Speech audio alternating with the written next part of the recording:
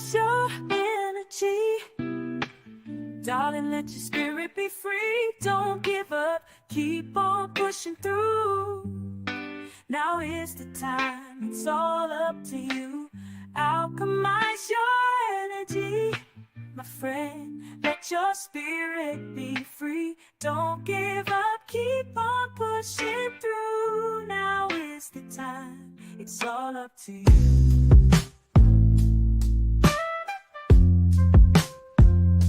No matter the storm, but over tragedy. No matter the storm, but over tragedy.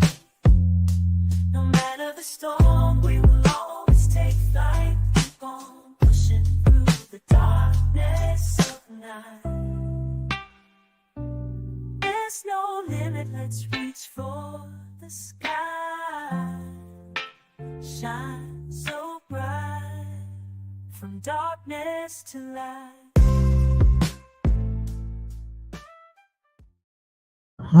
Hey, welcome to Alchemizing Energy. We're here with another great person that we're going to bring to this panel. Listen, we had a great show yesterday. I want you guys to check her out. We talked about hoodoo. We talked about witchcraft, who you calling a witch. We talked to Queen TL. Please go check her out on that last live. And today we have none other, a special guest. And before I bring him on, I'm going to let you guys know who Oba Olff is, okay? Oba Olff, Oba Ade Dayo, is a third-generation African American priest, Palero and Omo Ana, in the Yoruba influenced Lucumi spiritual system of Cuba. With origins stemming from an African American Ocha house in New York City, Oba travels the world, perfecting his craft as a spiritualist and mystic. He is established as an Oriate in the United States and Cuba, where he continues to advance cultural practices amongst new initiates and elders worldwide. A self-published author, Oba's book, The Glass of Water and a Candle, has sold over 10,000 copies independently worldwide since its initial release in 2018. Coupled with his 30-plus curated lectures of various topics on spiritualism available online, Oba Ade Dayo is championing his personal mission, which includes teaching the basic and fundamental practices of spiritualism. In an effort to assist present and future generations in the healing of the collective consciousness by the way of ancestral veneration for all descendants of the diaspora worldwide. And without further ado, I want to bring on Oba, brother Oba Ade Dayo. How do I address you in this today? Because Oba, that's my name. Yes, let's go into that. So yes, Oba is your actual name, right? So your mother named you Oba. And what does Oba mean? And what is Oba? What is an Oba? So an Oba is a local king to a province. It's a title that's given in Yoruba land to somebody that is of I guess a high political status. And then within the diaspora tradition, it is become the title given to the master of ceremonies. So the person that is in responsible for making sure the ceremonies are done correctly, that everything is there, and then to interpret the Odu and all of the songs for the congregation. So my mother was involved in these traditions roughly since she was about 19. My uncle got involved in these traditions way back into 1968, and then he got officially initiated in 1970. He got his leges, and my grandmother got her leges 2 weeks later. So what's interesting about this is that your first name is Oba, and my great grandfather's name was Obadiah. Well, that's a biblical name, right? Where the origins of it come, I'd be lying if I said I knew. But my family was involved in these traditions since they came across the water. My grandmother was initiated in 1979, and then all her children thereafter. So all of the adults in my family are 40 plus years in Ocha and have been in these traditions since it got here. So when I was born, it is custom in my family for the children to have what they call a naming ceremony. And divination is done and some other little ceremonies, and they divine for the child to map out the child's future. And the name is whispered to the child before everybody else hears the name, so that the name is sacred to the child. And in these divinations, they necessarily give us these names that are to help us fulfill a destiny. So my name is Oba. My mother wanted to name me Obatala, but that's not not, I wouldn't say allowed, it's just not a good idea. So to name your child an Orisha, so she settled on Oba. Well, that's a beautiful name, Oba. Thank you. You know, and so let's explain, because you were getting into what an Oba is, a king, a Oba Oriate, master of ceremony. What is the difference between Oba and Oba Oriate? Well, I mean, due to the circumstances that the people that at that time during slavery that they were affected by, there's the conversation that there was some a coup d'etat, so to speak, like there was an upheaval in the government, and people became prisoners of war, and they were sent. So now, because of the politics that were involved, when the people in the new that made it to the new world lost confidence in their government and in their hierarchy, and so they never wanted to be under a king again. Now, when it came to religious protocols, there was a time before the Oriate when different tasks were provided by people who knew what they were doing. And this was all consolidated by one man by the name of Oba Ade Dayo. And Oba Ade Dayo is known as the first Oriate of Cuba. And what that means is he consolidated a bunch of functions within the ritual and became proficient in them. And then he made just one job. And so the Oba is the king, Oriate, the head of the mat, because the exterior is very sacred to us in our tradition. What is the difference between a Babalawo and an Oriate? And is there a hierarchy? Is one above the other? Are they equal? What is the standing in that? Well, Ifa is a fraternity. Olumila is one of many 401 Irumales that has a function. Its function is specifically for divination. So, because the Dilagoon is an antiquated system, meaning it's counted. It's you throw the shells and you count the amount of shells that are face up. The Ikin, the palm nuts, are they don't have sides. They're round, and so you can't drop them and count them. So they created a binary system, right? And for that reason, the Dilagoon system has what we call a shadow. There is a moment when the Orishas can turn their backs on you. And when that happens, we are forced to use Ifa because it doesn't have any blank spaces in its perspective. So everything that you throw, there is a conversation for it. Whereas in Dilagoon, when they throw and all the shells are face down, it is an indication that none of the Orisha are in the sacred grove and they're not answering questions. And this is when Ifa becomes effective to the Olorishas.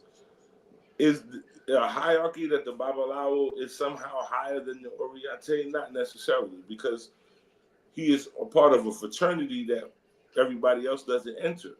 So he has his authority or his hierarchy within that cult, within that fraternity. But to call themselves higher priests above the Olorishas, no, that's absurd. So even the Olorisha, so he's not above the Oriate or the Olorisha or the Oba. He it's a separate fraternity. So a Babalawo is its own fraternity, and it's where that people go when that divination method, okay, has turned its back on that reader that's reading. Well, no, it's not the fact that the system turned its back on it. That each set of cowrie shells has been consecrated to a specific Orisha. when you're throwing those specific cowrie shells and you get what we call a shadow, that means that Orisha is not answering questions. They've turned their back on you, because the Orishas could be capricious. They are not God. Now Orumila, because of his circumstances, becomes he has no dog in that race, so he's impartial to it. So what happens is he becomes the diviner that has no blank, that has no he can see 360. And you have to understand, historically, that cult was introduced into Yoruba land by way of the Alafin of Oyo.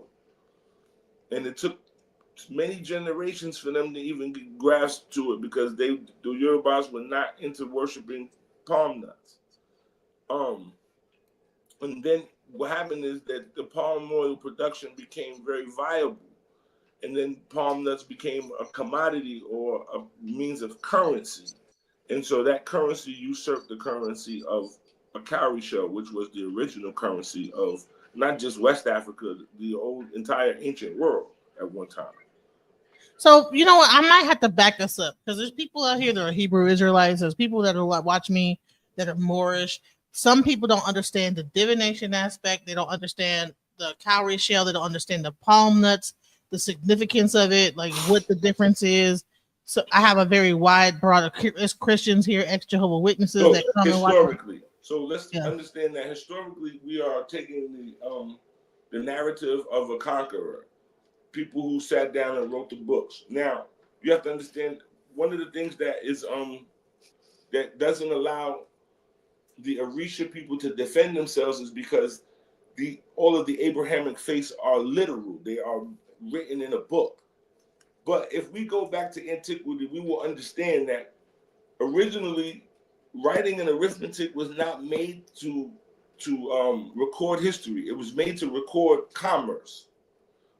When the world changed to grain, right? So before grain, they said that the first currency of the world was salt. Right, this is when man was a hunter-gatherer. He has no refrigeration, and in order to maintain the integrity of the meat, you put salt on it so it doesn't go bad. So salt, this is where you get the connotation, you're worth your weight in salt. The second currency in the world, and this has nothing to do, because people will use the Bible as a historical reference, but this has nothing to do with that. This has to do with true human nature and the evolution of man. Before they were writing anything, human beings, after salt, the second currency that human beings traded and bartered was corn kernels, because you can count them. I can take a cob of corn and shuck it, and I can count all the kernels, and I can charge you based on that. When rice became cultivated and traded in the world, rice and other grains, wheat and other grains, things that were not tangibly counted, you couldn't count them. When rice came into the world, there had to be a measure or a mechanism to record it, because my hand is not the equivalent of your hand. So a hand of rice, let's just say hypothetically a hand of rice was $2. I get more rice than you would, because your hand is not as big as mine. So there's no equality in that. And for that reason, man created the scale. And when he created the scale to weigh the grain, he had to record it. This is why even in the Hebrew Israelites can't dispute this, that their alphabet is connected, has a numerical value to it. So that the original letters were not really even letters, they were really numbers, right? To keep record of the amount of grain that was being sold or brought in. So that system of writing and arithmetic was only for commerce. Now, the Abrahamic faith will lean on the literal word, when the rest of the antiquitable world was all oral. Now, oral is superior because it requires memory, right? So that they say that the Pygmy, the Twa people that come out of the Ndoki forest of the Congo, they can identify up to 25 to 3,500 plants by sight. That's by memory. They don't need a book. for that, which this is a show of higher intelligence.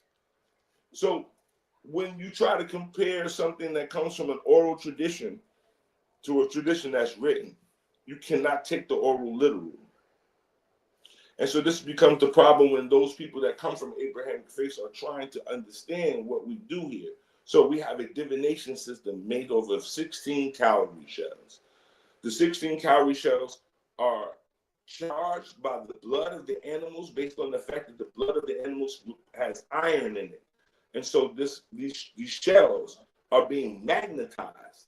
Once they're magnetized, when they're brought around the person's aura and to the cardinal points of the body, and then they're cast and then counted, that will give us a diagnostic of the person's metaphysical aura around them.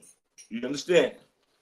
So this system allows us to understand what is happening with the person beyond just their will, because there are other forces in the universe that are affecting us all the time.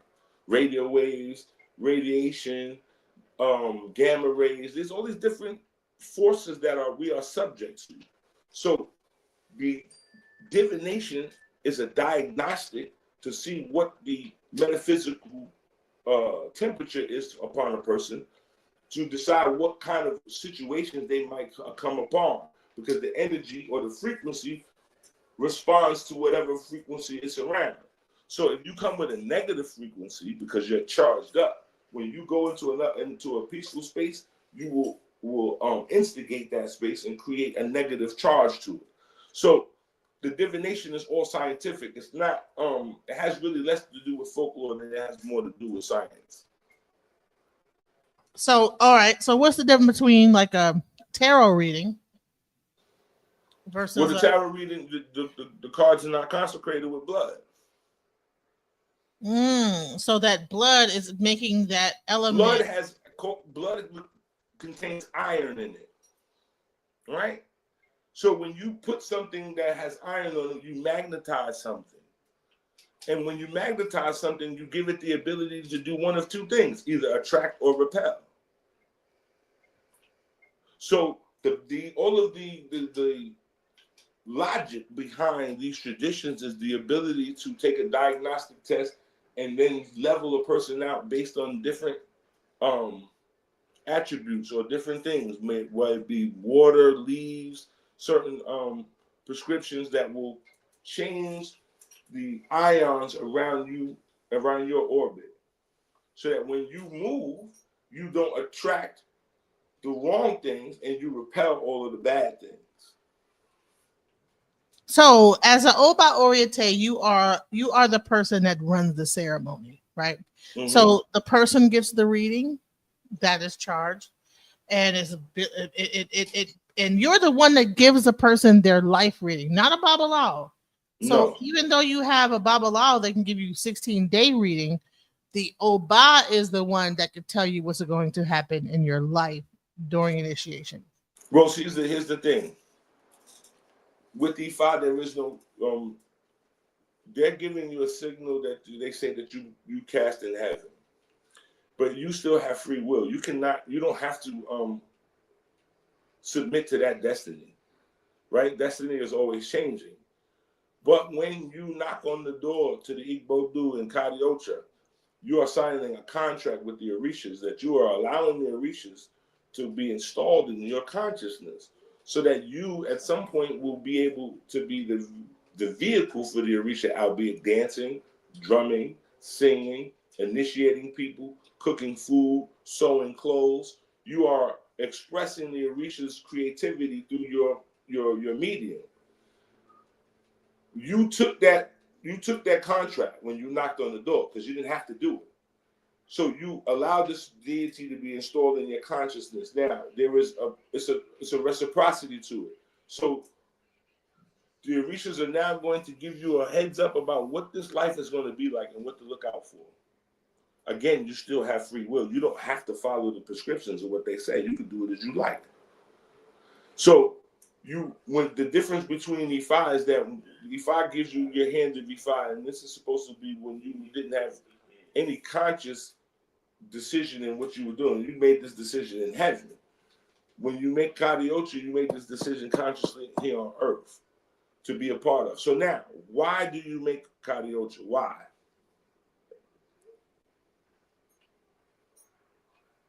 You're asking me? Yes, it's rhetorical.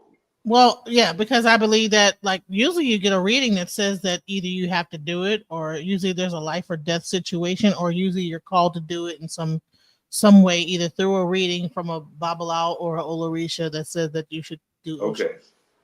So one day when I was about 18, 19 years old, I had this conversation with my dear grandmother, who was a priest of Oba Ade Dayo. And my grandmother asked me, she said, do you still want to make Ocha? And I was like, I don't really like the people. She was like, it ain't about them. And at the time, I had my Nganga, I was a Palero, I had my little stuff that I thought, I could do to defend myself. And I asked her, I was like, well, what's the big deal? Why I got to make Ocha? And my grandmother said, very, very matter-of-factly, so you could live forever. And when she said it, it went over my head and under my feet, as I tell the story all the time. I didn't push any further. I left that statement right there. I don't know what the time frame was. It was a couple months. It was less than a year. One day she and I were in the kitchen and we returned to this conversation, right? And I asked her, what you mean by live forever? And she said, when one goes to submit to making Kari Ocha, to doing the ceremony, you are proverbially dead. And they are going to revive you and resurrect you with a new name. Now, this name may be recycled. There may be hundreds of santeros that have had this name before you. But as long as this tradition is being continued on and we continue the ritual of reciting the names of the dead priests, if your name is attached to that ritual name, you get lifted up and not forgotten. Wow. So what is the significance of being not forgotten? I know we have our ancestor altars that we do. Is there like a reason why we have that? Is the ancestors like we were putting the water on there, we're putting the things on there? Are they eating in some other realm? Like what exactly is the science behind imagine that? So it's memory that we are offering them. So I, like in my book, Glass of Water and the Candle, I talk about the first actual sacrifice that you perform when involving yourselves in any of these traditions is time and space. Time and space are two things that you can give freely, but you do not have control over. So in your home, you dedicate a space to the altar, right? That's a sacrifice. You could have put something else there. You could have put a TV, a bookshelf, some other shit there. But you put this altar there. So that was a sacrifice of space. And then the sacrifice of time that it took you to erect the altar and to maintain it and the time that you spent meditating at it. These two things you can give freely. You can give your time freely, and you can give your space up freely, but you don't control those things. Now, with that understanding of time and space, we, the ancestors, the spirits, those who have died, are connected to this world by way of memory, right? Because the idea is that nobody wants to get shot down in the curb and die and be forgotten. Nobody wants that, right? You see people that they could have been evil their whole life, on their deathbed, they get to start changing up like, oh, please don't. They don't want to be forgotten, right? You don't want your life to be insignificant in this time, in this world. So what you do, all of the things that you do in this life are to gain acknowledgement for your existence here, right? This is why people write graffiti. They say such and such was here, right? And so spirits, those who have lived and died, are attached to the memory of this reality that they were in. So they're attached. This is why you get houses that are haunted, because the spirit it recognizes the home. There's energy signature there that the spirit is like, I know this place. And they hover around it because it's familiar, right?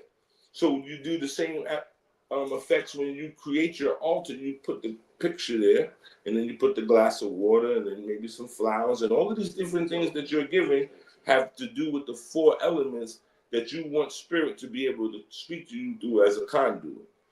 So we have the water, we have the candle for the fire, We have the flowers or the incense for earth, because your sense of smell is a part of your earth sense, right? And then you have prayer or sound for the air.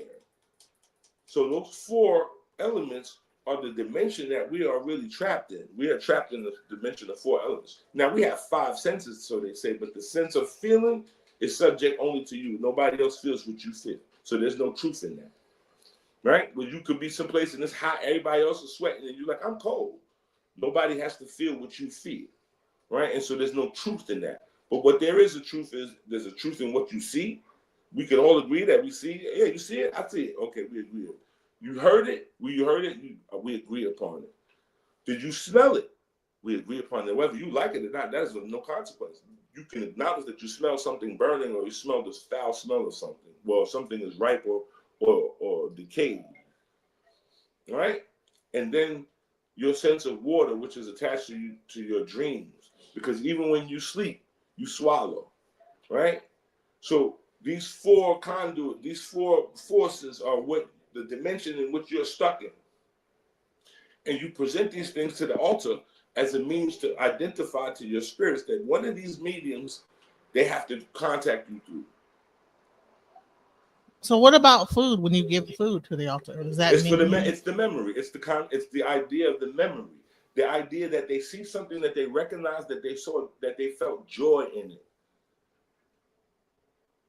oh, so it's like you showing that you listen, you're not okay. You're feeding their memory. So even when we perform the ritual, understand that so if you acknowledge the fact that there is something greater than us and it is observing us, yes? Yes. So if it's observing us, it watches the patterns that we perform to give it a context of what's happening here in our domain. Yes? Yes. So if we took a petri dish and we heated it up and we look under the microscope, the fact that the bacteria or whatever's in there is moving around very quickly would give us the indication that maybe it's hot in there. So them doing that would indicate to me that I need to turn the heat down. Yeah. So the ritual is the same way. When the people come into the ritual and they go in a certain semicircle and then they're going counterclockwise, when the deity is watching, the deity recognizes this behavior. And so it says, oh, they're doing awan, for instance. They're doing a ceremony for Babaluaye. Someone must be sick. So let's offer or look for the spirit of health to come and participate in this event. Peace and blessings, John Madison. Yes, please. I want to just give a shout out to Texas Bama, Infinite Energy Source, people that are coming in. But yeah, we're getting into it. So listen, before I know you're gonna drop a lot of bombs on us, but I really want to first just let people know why. Because when I ran into Brother Oba, right, I had gotten initiated in Cuba, and it was 100% Spanish. I didn't understand anything that was going on, but I got my Olokun initiation from him. Okay, Olokun is the Orisha of the depths of the ocean, right? And I got to finally see what exactly happens when you get your initiation. And let me tell you something.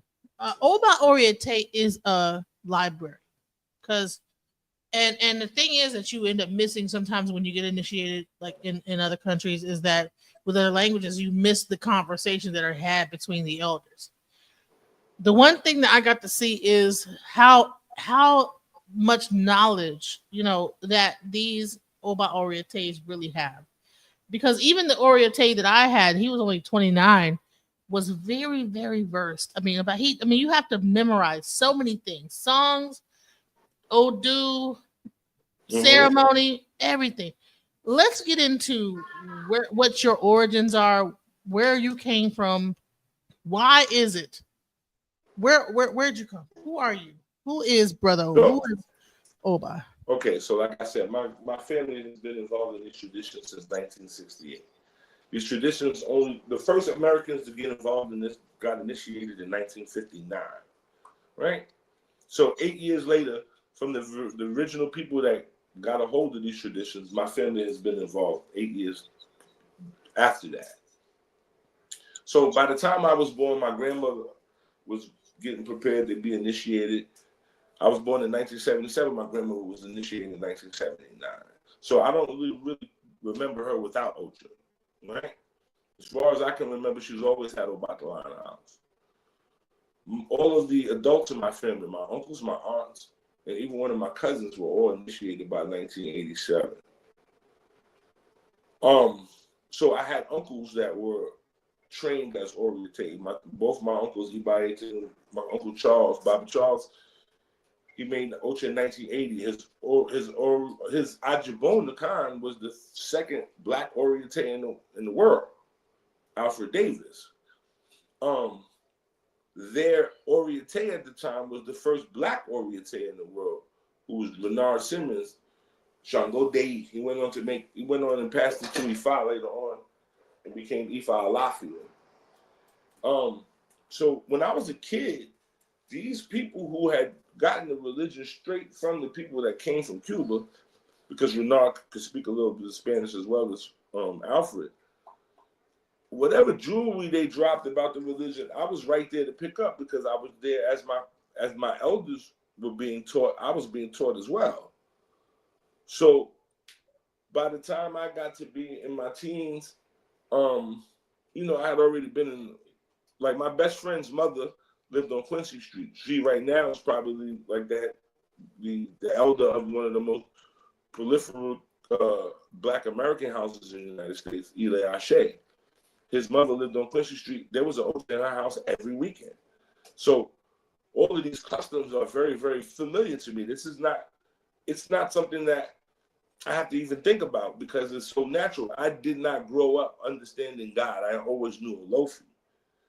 I always knew Olegba. I always knew Obatala. I always knew Shango, Yemonja, Oshun, Againju, Oya. These Orishas were in all of the houses that I frequented. So if I went to Thanksgiving, there might be a misa in my house because the old people in my house gonna get to singing some songs and they get to singing some Negro spiritualists. One of my uncles in my house gonna get possessed. And so it's a part of my culture. So when I got to my teens, I was disillusioned with the tradition because of the politics and things of that nature. Because you have to understand that these traditions, they've only been here for 60 years, and I'm 47. So they hadn't gotten a real foundation together yet. They were initiating people. So you have to understand, as a child, you might be 9 years old and somebody comes into the house and they've been around for a couple of months, and next thing you know, they make an Ocha. They become your elder, but you kind of like schooled this person because they might have been in the room with the kids and asking you what was going on because they were a neophyte, right? So when there's a drumming going on and somebody get possessed, and all of the kids are in one room watching TV, right? And we all in one room watching TV. We're kind of like a family, just like cousins, because all of these children are all together at these ceremonies. So when the people get possessed and they come looking for the children, and there might be a neophyte that's in the room with us because they can't participate in all of the ceremonies. And they don't know nothing, and we have to educate them. But then later on, this person might make Orisha before, they might go make Ocha before you. They become your elder, so it became a very strange dynamic. Needless to say, I had my time in the streets from my environment. And when my mom was sick, she made me promise that I would go get myself a crown. She was like, there was nothing else. She's like, I never asked you to go to graduate from high school, from college. I didn't ask you to bring me no grandchildren. I just asked you that you would make sure that you get yourself a crown before you close your eyes. And so I did that. And after she passed away, and my life changed. And the Orishas were waiting for me. So I had an ATR that was telling me that, like, what we're doing right now, they talked about this 19 years ago. And so this is how I got into my groove. So being an Oriate was just natural. So every time I got around these elders, they already had an anticipation of me. So they gave me things before I was even had the license, right? Because I was holding goats and helping them, assisting them in ceremonies before I was made, because they knew what my destiny was. So I was luckily enough to be around a lot of old timers, right? People that had Because in the beginnings of American Ocha, you got to understand that if somebody had 10, 15 years of Ocha, that was a lot. So they are still subject to the amount of information that they've been exposed to. Whereas later on, I got to be around Cubans that they were in their 50s and 60s in Ocha. They had seen Ocha change through the colonial times, through modern times. So they had a very, very genuine perspective on it, right? So that I could tell you when certain things changed, when certain things became all of a sudden new. Like when I grew up, there was no such thing as an Iyanifa. There was no such thing, right? And that is like a prominent thing in Isheshe, where in Nigeria, right? Now, but you can go back to any publication that was made before 1980 that was written about the Yorubas and anything on Ifa, and you will not find the Iyanifa. What is the difference between Isheshe and Ocha? So Isheshe, let's start with the fact that historically Isheshe didn't exist until about less than 20 years ago. Wait.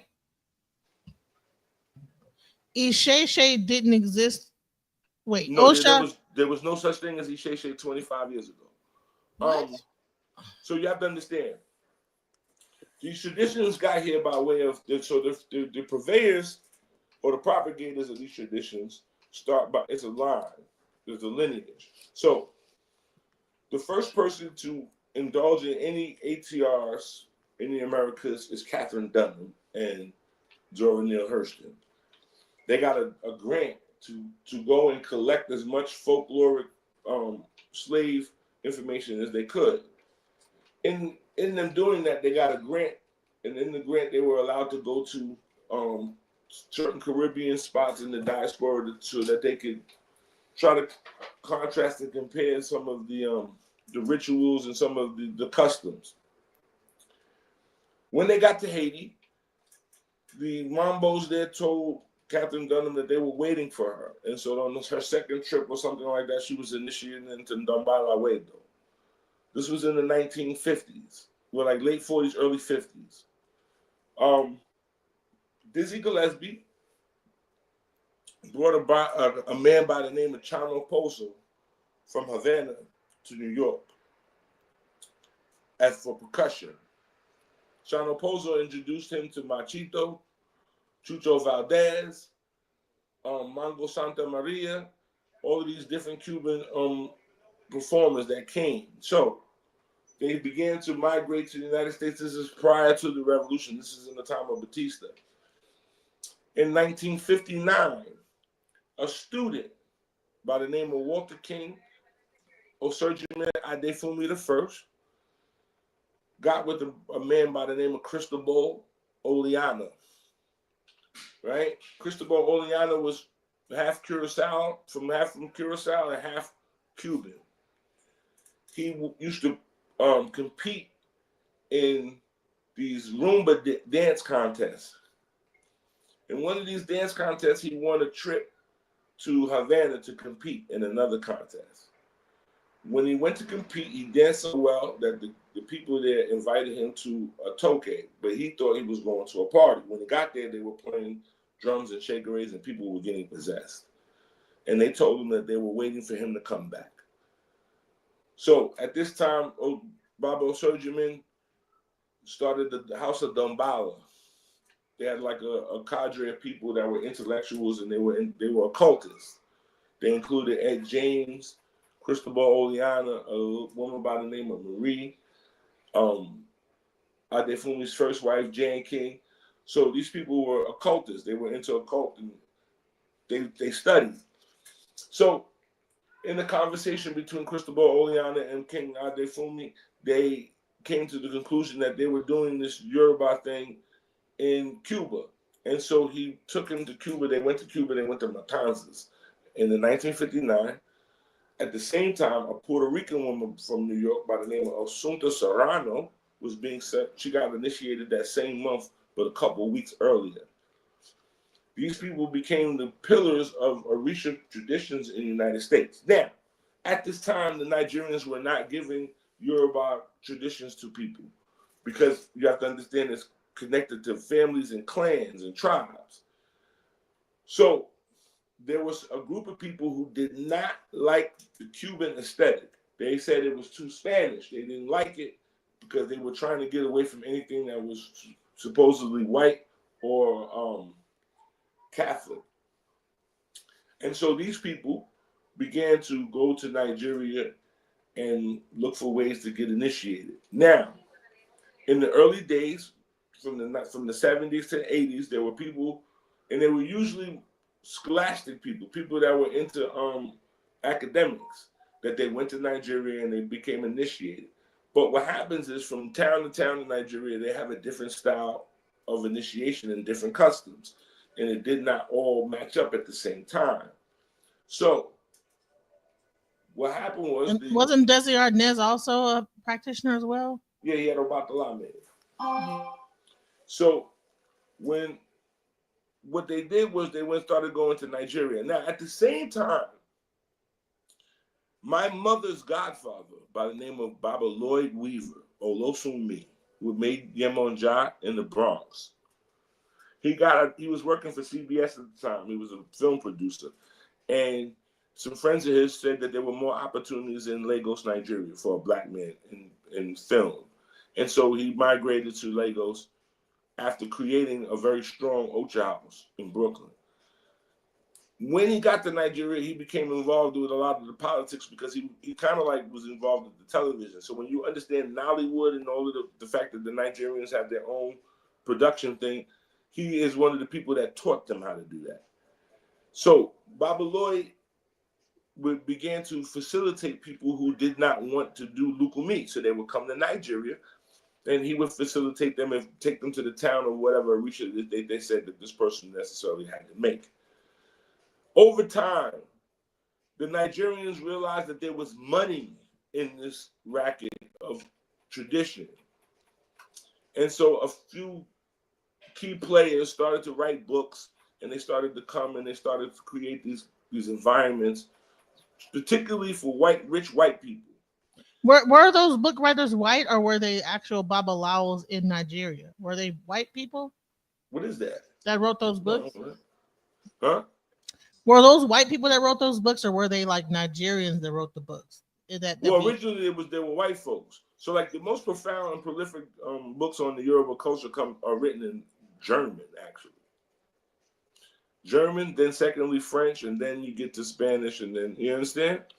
You know what? Now that I think about it, wasn't the Oshun Grove made a UNESCO site by a white woman? Yeah. Wow. So she saved Susan Wegner saved the Oshun Grove, because she got there. It was a dump site.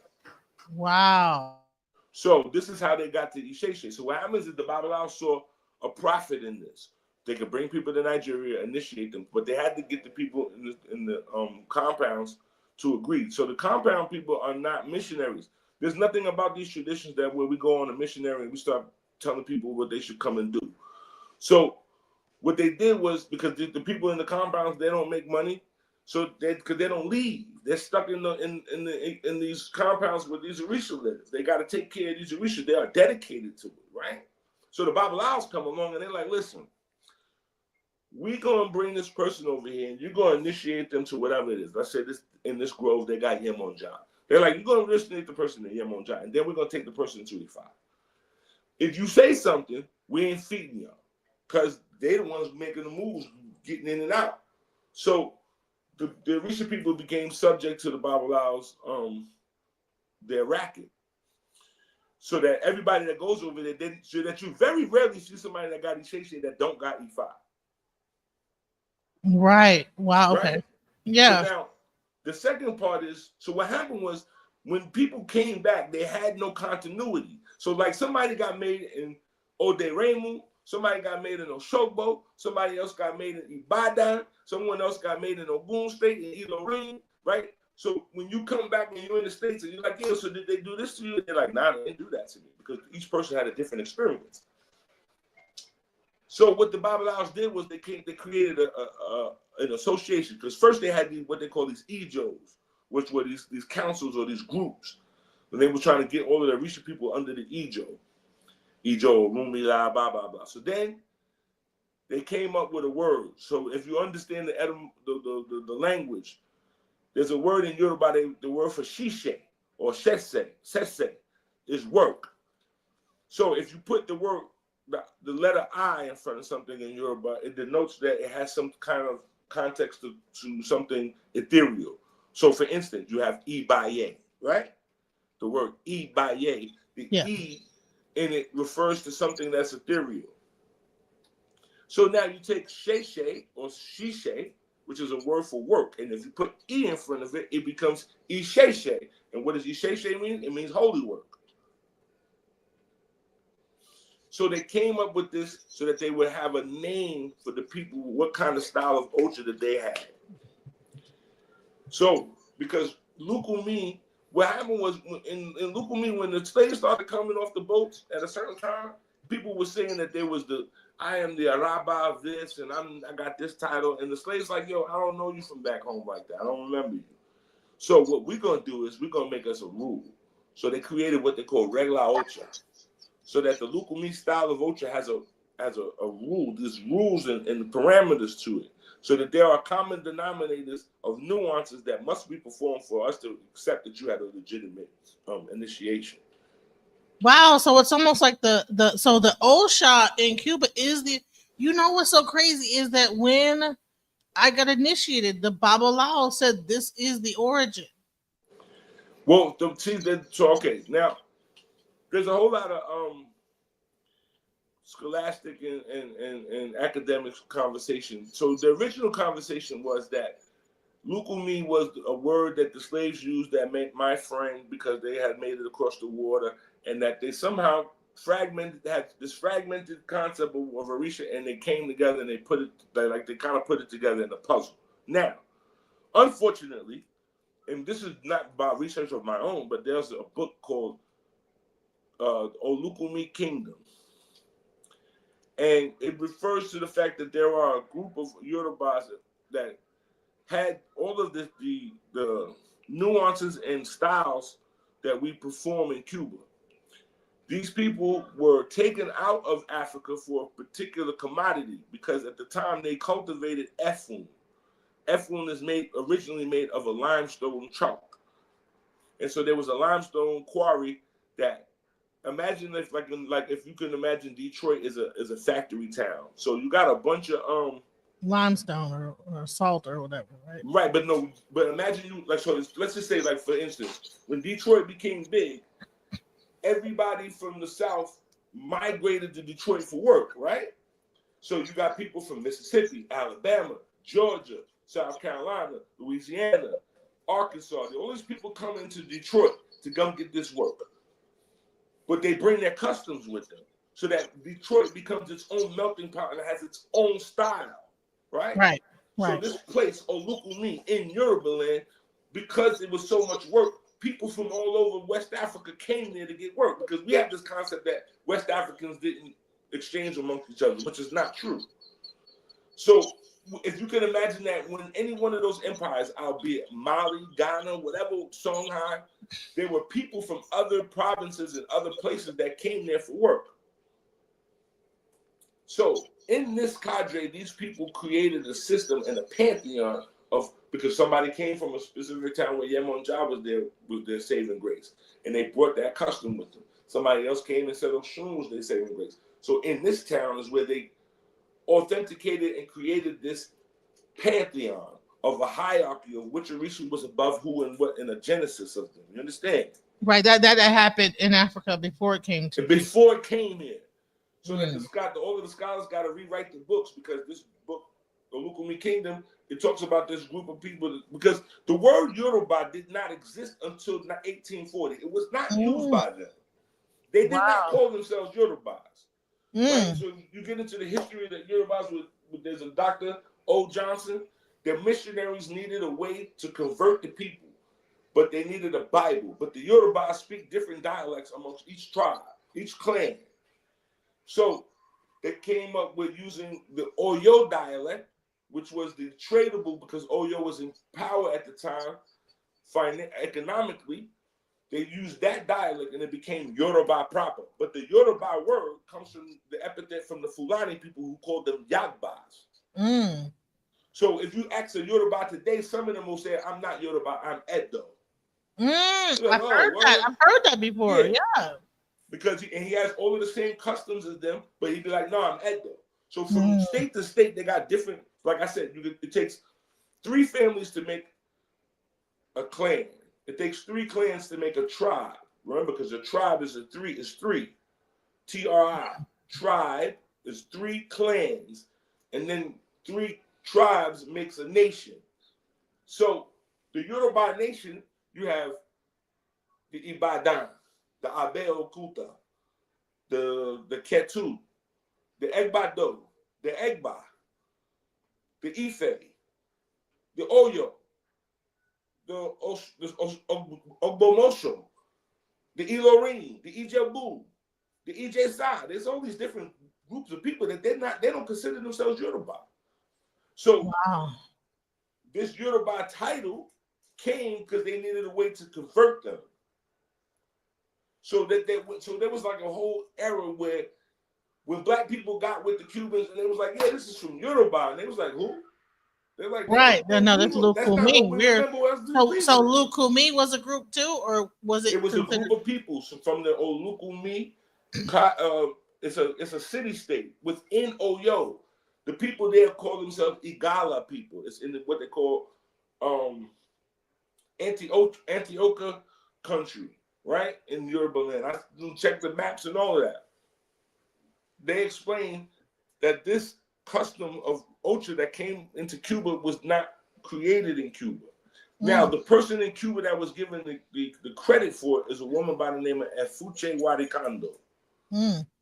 Efuche, some people say she had Obakalame, some people say she had Ochosi Bane because this is before the turn of the century. This lady set the standard. She set what was going to be the regular Ocha. Her and her contemporaries. She had contemporaries like Aina Yobo. She had who else? Mama Montserrat. She had there was these other women who were very proficient in the customs. Now, and this was after the slave trade, or was it during? This is like there's still some slave because Cuba didn't come out of slavery until 1880. Okay. 20 years after our emancipation, right? So like 1880 is when they come out of it. But there's kind of slavery was not like what we had over here in the continental United States. So that they had movement. They was moving around, right? But there was a count. They had to be back at a certain place or whatever. So they had some kind of movement that was allowing them to do what they were able to do. And still be able to like hide it and do this and do that. Yeah. So there's a lot of misnomers. Like you get the whole conversation that they hid it behind the scenes. That's like a broad cliche. It was a little bit more complicated than that. And the word Santeria is really an epithet. It's not like if you said that to the people 80 years ago, they probably curse you out. Yeah, the word Santeria is not it's an like epithet. what it's called. It's an epithet. Yo soy Lucumi, that's what they're gonna tell you. Here's the question. So you talked about how even Babalaos were the ones that even brought us into slavery. Can you go into that about who sold us into the slavery? Like, because you say that there was this Lucumi group, right? But then you have Babalaos throughout Yoruba land, right? Well, no, they weren't originally throughout Yoruba land, like I said. So there's one of the most prolific scholars on all of this is Baba John Mason. He has maps. He has a lot of the historical information, right? We talk about the interactions with them between the Fulani and the Igbo, right, and the Hausa people. The Hausa and the Fulani were converted to Islam very early, so they kind of came into West Africa and brought Islam in by the sword. Okay, Ifa at the time was a divination system of nomads. And Shango, the Alafin, the Shango town of Oyo, imparted Ifa because he needed a system that nobody else had access to, right? So he needed a one-up on his enemies or his adversaries. So he began to utilize Ifa as a means of a forecast for him. Then after the slave trade was real heavy, because you got to understand that there's no evidence of Babalaos in Cuba for 150 years. Like Orisha was going on for 150 years before the Babalao showed up. There is no evidence of the Babalao in Candomblé. There is no evidence of Babalaos in Vodun in Haiti. There is no evidence of Babal. There's no evidence of Ifa proliferating itself outside of Cuba. So Babalao is something that came later on. Certainly. And so what happens is you have to imagine that. So there's two things that they don't talk about in the slave trade. They don't talk about the economics of the slave trade. They're not just talking about the people and how they were commodities, but you have to understand that the currency at the time was a cowrie shell. When the Portuguese showed up and saw that the cowrie shell was their method of currency, they went back to the Mediterranean and brought as many cowrie shells back as they could. And what they did was they gave it to the people who were, for lack of words, who were disenfranchised. And so it's just imagine if you gave $1 billion to the worst projects in whatever city you want. Those people are going to affect the entire city's, all of their etiquette and everything, because now you got people from the projects that are going into Shea Whitey's and they got on sneakers and they ain't got no collar shirt and they're like, I don't need no collar shirt. And they pay the money and they neglect all of the etiquette of the society. You understand? So some hood niggas that just got some cowrie shells and now they like fuck everything and well, you have to I'm making it rain with the cowrie shells. Right. Well, all civilized societies have a wall to keep somebody the fuck out. They ain't to keep nobody in. And so they got this wall because you, at some point, we have a divination system. We don't have to figure it out. We know who's going to be obtuse to society, right? Exactly. We ain't fit to feed your stupid ass. And then them people that's obtuse get sent out to the community, right? Right. So now you get cast out. Those right. people get cast out. They at some point they're gonna start to gather together because they need each other for resources. You understand? Wow. Yeah. Okay. So if you give them niggas money and they can show up in the town and buy everything, they're gonna change all of the etiquette, dynamic society. Right? Right. So that was one of the things that they did to offset the government and the society of life over there. Wow. The other part I'm gonna just say this. I think, listen, this is not just a history lesson of Orisha, but this is actually because this. Let me tell you how significant this is, because people just think that we just came over here and just the Africans just sent us over here, but there's an actual story. And he's given the story, what really happened. So this is very, very, very serious, like very important to like know that. Thank God that we have a person, Oriate, that knows the history. And Oriates, like I said, they are the librarians. They are the history books. Let's continue. I'm sorry. So we understand that these people, like I said, they were disenfranchised, and so they got into power by ways of money, right? Then you also have to understand. So when we look very plainly, very simply, West Africa used cowrie shells as a means of currency. The Orishas used cowrie shells as a means of dilagoons. That is their mouth. Orumila does not have dilagoons. He has palm nuts. So it is safe to say that there was a change of currency that happened in West Africa due to the production of palm oil, because palm nuts became the thing that Ifa was so sacred, correct? Yeah, yeah. And also that actually talks about the also not only the dynamic of finances, but also the male and female relationship, because only men could actually read. And originally, the Orisha culture were matriarchal. You understand? Very matriarchal, yes. And so that was the switch. That whole switch of currency became what made like it less. So you got to imagine that the people who were sent to places like Cuba and Brazil might have been people of royal lineages. There's a coup d'etat that's happening, right? Makes a lot of sense in even America. And that is why when we came over here, we were able to build everything, because I knew it was something that made us special. I was like, how, if we're not the like people, they sent over all the best people. You know what I'm saying? How is it that you're not developed over there? You sent your best people over here. No, because they betrayed us. So there's a name that they give to a Rumila in Ifa and Yoruba land. They call him Agbomirere. Now, when we understand the language, Agbo is a ram. And the ram within Yoruba philosophy and folklore is a traitor. Okay? He is the symbol of treachery and betrayal. So that Oya does not eat ram because he betrayed her. Okay? Wow. Makes a lot of sense, yeah. Okay, so now, when you look at the fact that, so much so that whatever this betrayal was, it was so deep that the women in Brazil did not initiate a man for 150 years after they got the thing going.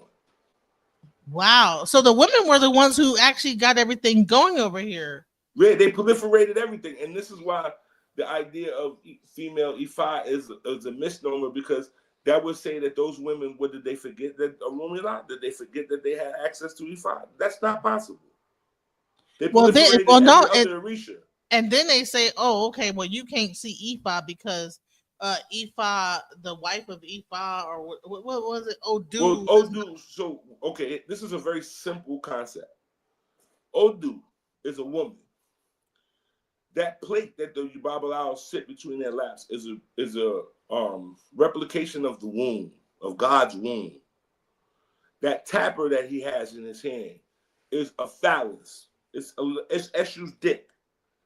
So every time they tap that shit on the side of the thing, they are stimulating the walls of God, and she tells them something through pillow talk. Okay? Now, women, because men are external, I can look down in my penis, whether it's flaccid or hard, I can see it. Women cannot see their own vagina. So if you put a mirror to it, it's backwards. If you look down at it, it's upside down. So you're not seeing it as it is. And so this is why women were effectively taken out of Ifa, because it would be in vain for you to worship yourself. You got that? It's vain to worship yourself. Yes, because even if a woman, so let's just say hypothetically, and this is I wanted to give like a visualization. I don't know who this white guy is, but I mean, of the actual. I don't think that's a okay. So now, no disrespect to any women that practice woman on woman love, but a woman with a strap on will never know what it feels like with the strap on. She can never really truly manipulate it, because there was a reciprocation between a man's penis and a woman's vagina, so that there's certain things that her vagina will do that his penis will receive. So if you got something fake in there, you can't receive that reciprocation, correct? Yeah, correct. Yeah. So let's say that. I'm going to give it to you real raw. So Ianifa would almost be like a gay woman trying to like put a dildo into a. It's not even that. So a cowrie shell. When you look at a cowrie shell, it looks like the exterior of a woman's vagina. Yes.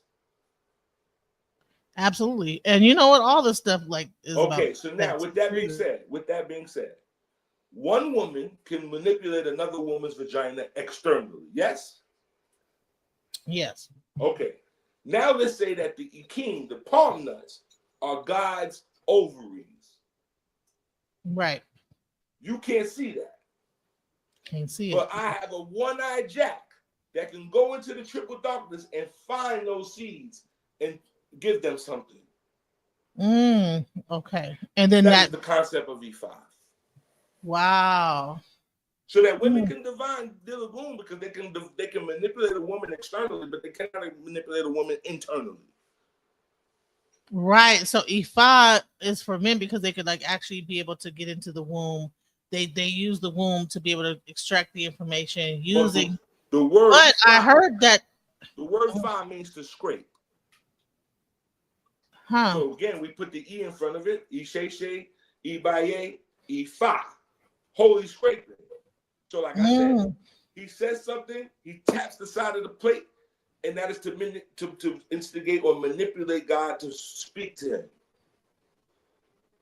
And God is a womb. Yes, because Odu is a womb. God is the one who owns that womb. We don't know if it's the woman or the man who owns it. We don't know. And it's not our business. Right. So understanding that Fa means to scrape. Ifa is the action.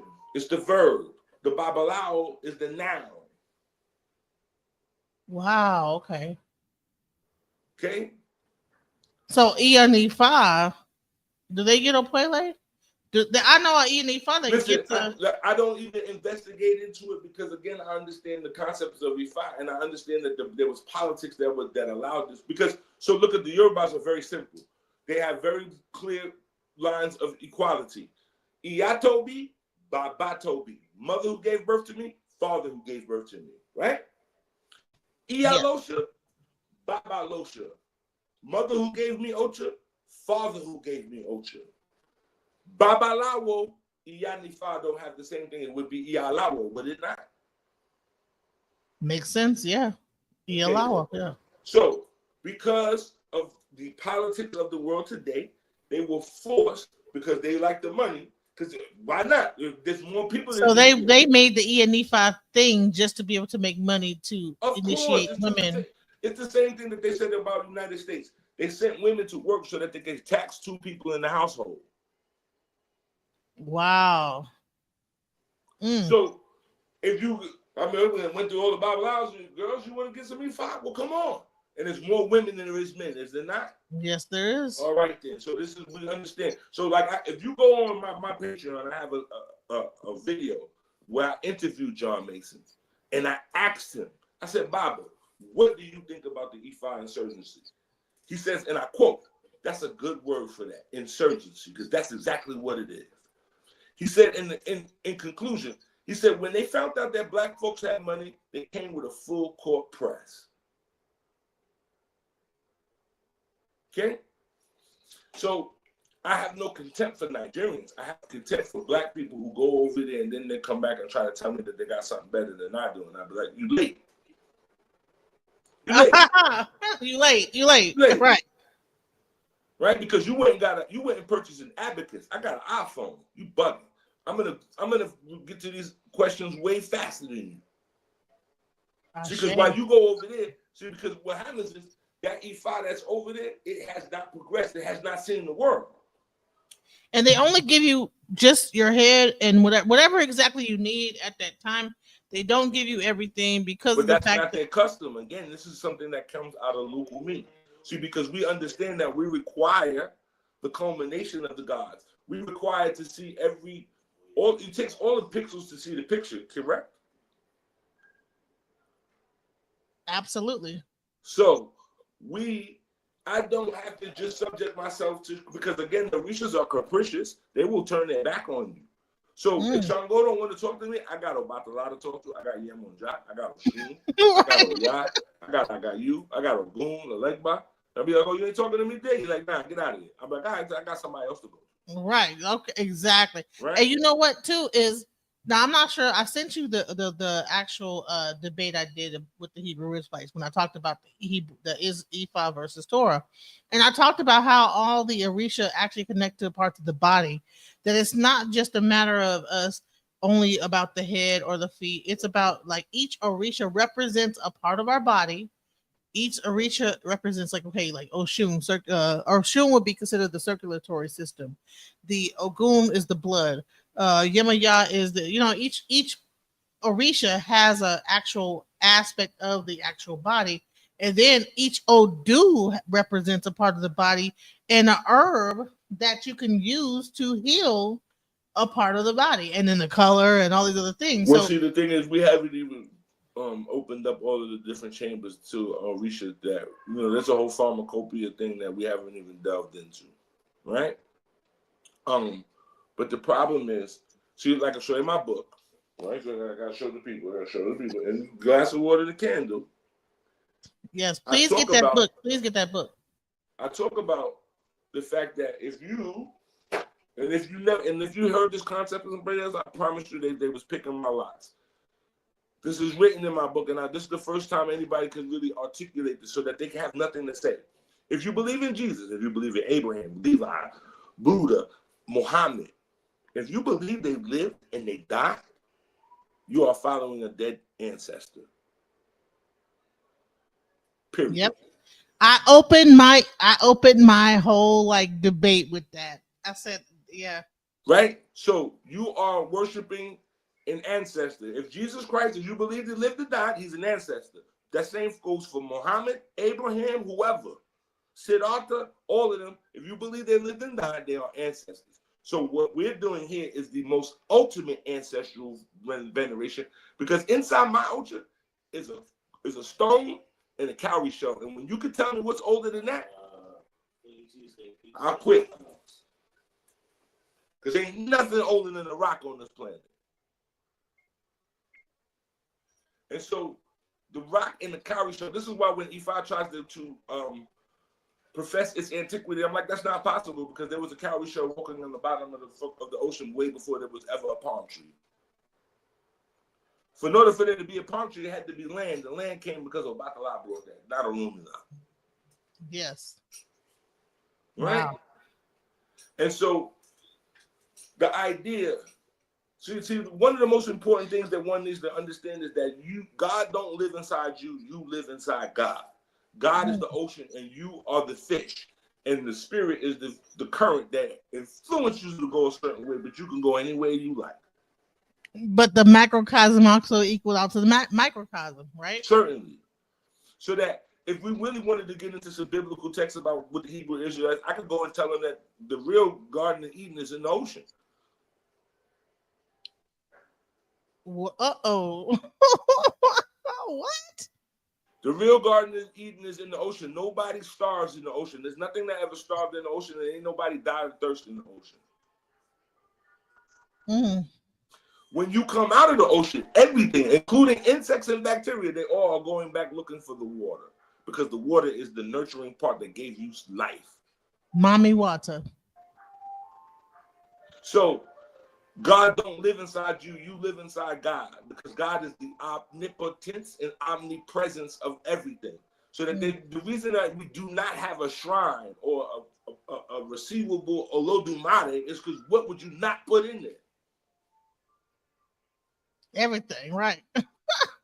You gotta have to put the disease in there. You're gonna have to put all the bad stuff, all the good stuff. You don't have enough to fill it. So this is why, if you go to, there's a museum in Havana, the Yoruba Museum, and if you go there, they have in their exhibit, they have one part where it's just a white sheet hanging from the ceiling, and they say this is the only thing that can represent a little bit. Wow. And is that why it's the priest of the white cloth? Is that why they have like? Obatala is that veil between us and God that you will never see, right? So we have 256 Odu, yes? Yes. If you add 4 more, you get what? 260, right? Yep. Then you add another 100% to that, and you get what? 256?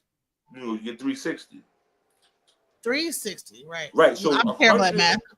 100, right? And 100. So for 260 degrees of that's man, that's what we have access to. 200. The other 100% is the perfection of God, because God is 100%. Yes. Yes. Okay, so we don't get to see that 100%. We can only see the 260. Right. Okay. Obatala. So, like, for instance, if you go to a ceremony and they got the sheet up, right, and you looking in the sheet and you see the shadows of the people, right, you might think you know what's going on in there, right? Yeah. Right, but we've done seen, what's the guy's name? Austin Powers. In the Austin Powers movies, they always show a part where they be behind the screen and you think that the racket is coming out his ass, but it ain't. Well, that is the idea that Obatala is the veil between us and God, that there's always going to be a mystery, because you can't see what you're in. Again, if you're inside God, how you going to see? Right. And that is the whole concept of Olodumare. Is like there is with us, and then there's the part that's unknown that we don't even know about. We don't even think about it. It was too. It's beyond. Olo Odu Mare, the owner of Odu that we return to. So they're talking about a womb that everybody was born from, that everybody will return to. And we could go etymologically because the word for Oshu Mare is the colors that come and go back, right? So Mare is the suffix that says something about going and returning. Olo means the owner. Olo Kun, the owner of the ocean. Olo Rum, the owner of the sky. So Olo is that one has dominion over something. Odu is the darkness and the blackness of space. So the owner of the blackness that we will all return to is what the description of really what Olodumare refers to. You know, the weird thing that I came up with when I was talking to my Queen Tai yesterday, I said, listen, I said that darkness, because you know, you have like the Genesis, you have darkness, then you have sound, then there became light. Right, but you have to understand that the Irum Malays were here before there was light. That's what their name means. Irum Male. Male means nighttime. Ale.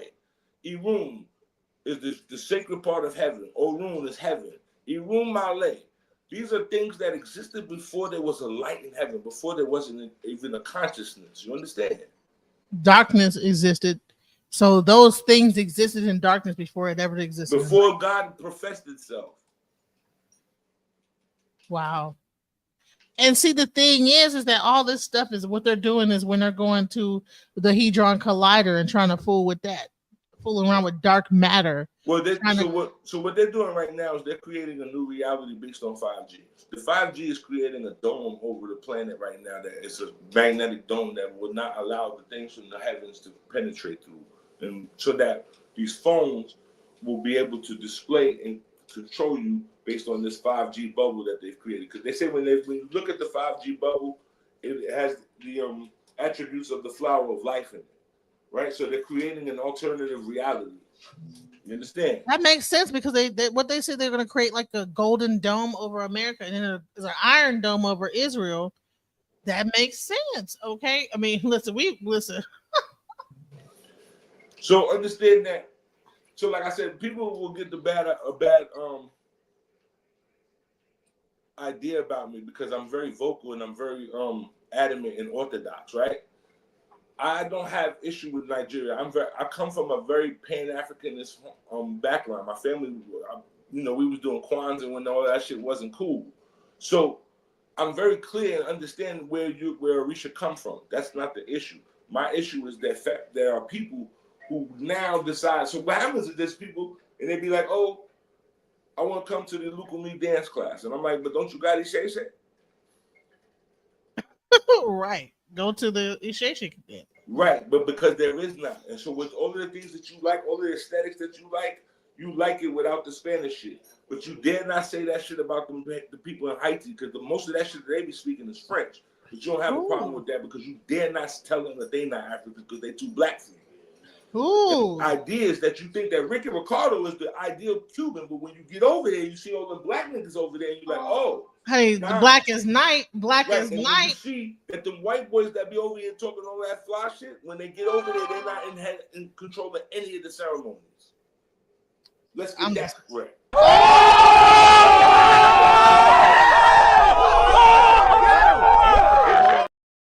I just had to do that because you just ate that up. What? No, it's the truth. And not to say, like one of my professors was an old white man. He was an old white Cuban, but he had a certain amount of humility. One day we were talking, and he was like, yo, they be inviting me to these conferences. He says, I don't be wanting to talk, I'm too white. Right? But if you went to his house, you remember those Budweiser posters with all of the kings and queens of Africa?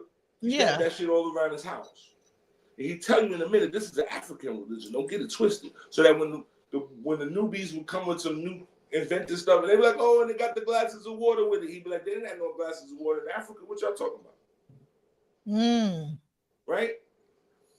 And here's a man that he dedicated his life to this because he came from good money. He could have went and been a doctor. He didn't want to do that. He said, I want to hang out with the Africans, learn this thing.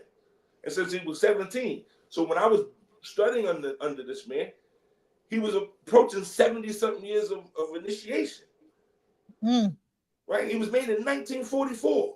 So I don't really get to arguing with people today when they be telling me, oh, I'm like, yo, bro, you Johnny come lately, because I promise you, I know some people that had Ocha before your grandparents was probably born. Right? Then I have to give shout out to my other Egun, my second mother, Beatrice Adley. She made Ocha in 1965, a black woman. 1965 is the same year they killed Malcolm.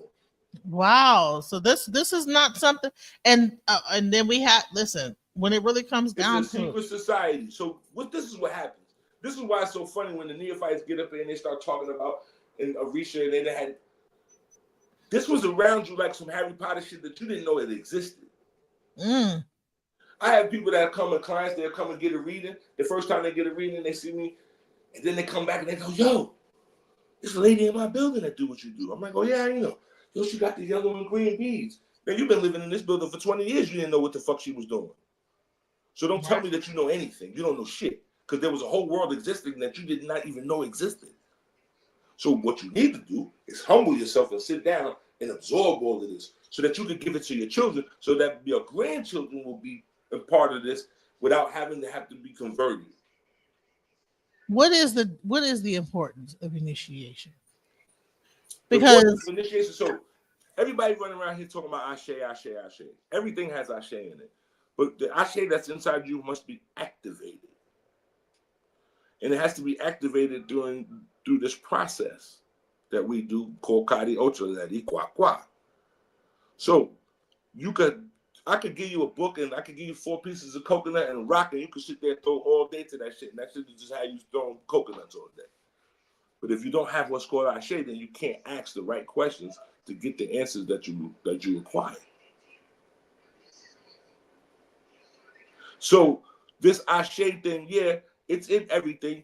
But it's like people be like, yo, well, I could tap into Oba Tala. And I'm like, okay, that's cool, but you don't know Oba Tala. So when this thing shows up, you have no reference to what Oba Tala is. So it's like being in the park and you waiting for the person, the other spot. So everybody that walk by, you like, yo, pink elephants? Somebody gonna sit down and be like, yeah, pink elephants. Tell me more. And I'm like, oh, so you're the guy, right? Yeah, I'm the guy. Just give it to me. Right? I just gave it to some other country just now, to another spy. Because I never was introduced to the spy. So how am I gonna know who he is if I wasn't introduced to him? Because you're talking about something that you're looking at through a literal context and some picture, right, that you got in your mind. But that's not what he looked like. And you have to be able to tell that because it's a feeling. So when you feel it, I can tell you the difference between Shango and Obatala Yemo Jawa Shun, because there are different feelings that I've had to go through. You don't know that. Yeah. So the neophyte be like, oh, and I got me some pennies, and I'm divining, and I'm reading people, and I'm like, all right. So now you don't even know, this is the biggest one. This is the biggest one. So all the spiritualists be like, oh, spirit told me to tell you. I'll be like, what's the spirit name? You'll be like, huh? I'm like, you asking something that you don't have an identification for. You don't have a relationship with this thing. You can't tell whether it's in the room or not. This is the problem with a Ouija board. I'd be like, is this Abraham? You'd be like, yeah. What you got for me? Because I don't know what the feeling is that comes with it. So that if I know that every time I light the candle and a certain spirit come in, the candle get blown out. I'm like, oh. Without saying it, I know that these are little nuances that spirit's going to bring. So now one day when I'm doing the thing and I'm like, hey, is this the spirit? And the candle's just burning. I could be like, nah, he ain't here. Because I have a context for it. Right? So The problem with everybody, this is an oral tradition. You cannot take what is oral literal, period. That's my new slogan. You cannot take what is oral literal. You understand? Yeah, because it changes between ears, right? Absolutely. So the story that somebody tell one person, he don't got to tell them all the details. He don't got to tell them there was cupcakes cooking in the oven because they're not involved. They're not interested in that. They need to know the whens and the whys, right? Mm-hmm. So everybody that I tell the apatiki to, some people gonna get all the extra shit. They're gonna be like, yeah, and I'm gonna be like, trying to go put on his Jordans and boom, boom, boom, because they need that. They need that to relate to them. Some people you can just say, listen, Shango said this, and that's it. Listen, I put my God children through a test because I get possessed, right? Don't tell me, oh, I think I saw Shango. No. Understand that there is a feeling. There is an inertia that is almost climactic. It is better than the best orgasm you ever felt or you could ever gain. That energy is so overwhelming that there has to be some type of residuals from it. So just like when you go into a realm, there has to be some type of residual for it, right? So if I sit in the water for 3 to 5 hours, when I get out, my skin will be what? Wrinkled and white and dry? Absolutely, because there are effects from being in that dimension, correct? Yes. So when somebody tell me that they went to Nibiru and they came back, what are the hazards, the occupational hazards of that trip? Exactly. Right. If I go to the desert, when I come back, I'm probably going to peel. Right. There will be some type of residual effects of me going into this extreme.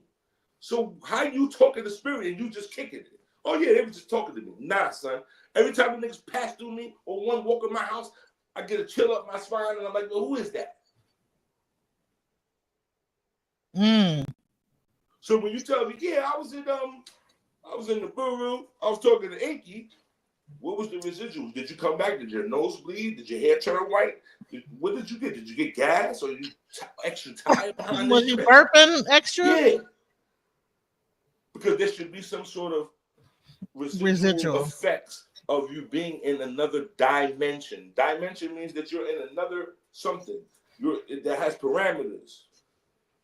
So a new woman says, I wouldn't be a good candidate for initiation. Well, that's her. Listen, man, I ain't trying to sell nothing. We are not missionaries. I don't want nobody else to have no Ocha. I'd like to keep it just to myself, right? That's how I know when they be trying to get me to come to some country, oh, you should come, it's so great. If it's so great, why are you telling me? Because I sure enough wouldn't be telling your stupid ass. I don't want the rest of you niggas coming over here, right?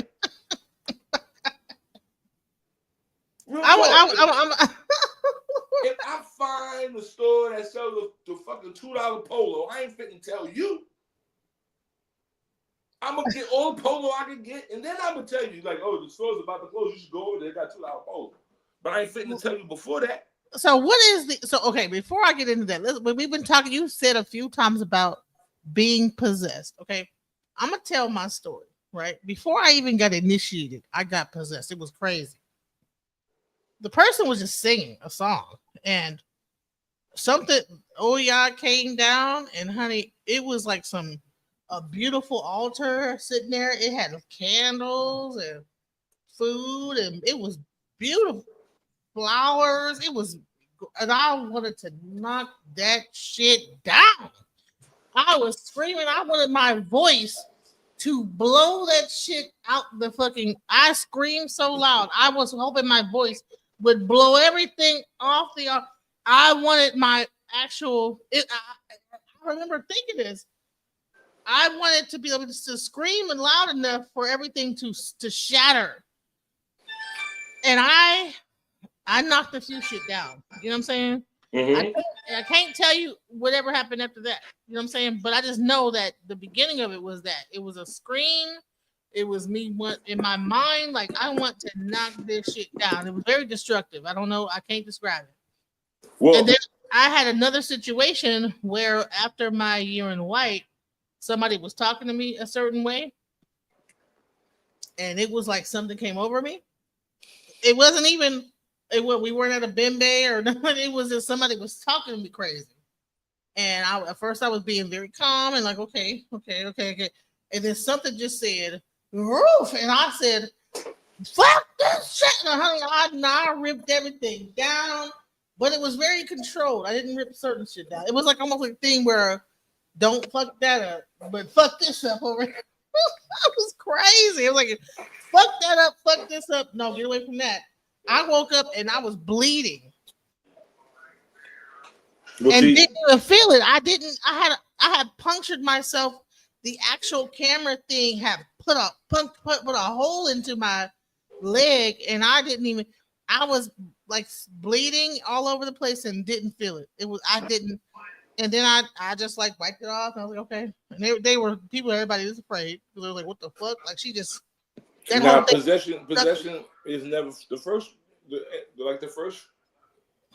I shouldn't say it's in the beginnings of possession. It's never It don't look pretty because it's the equivalent of they say like a newborn child, but not a child like an animal. You ever see like a giraffe, a newborn giraffe, and they try to get up and they stumble and they're just a mess.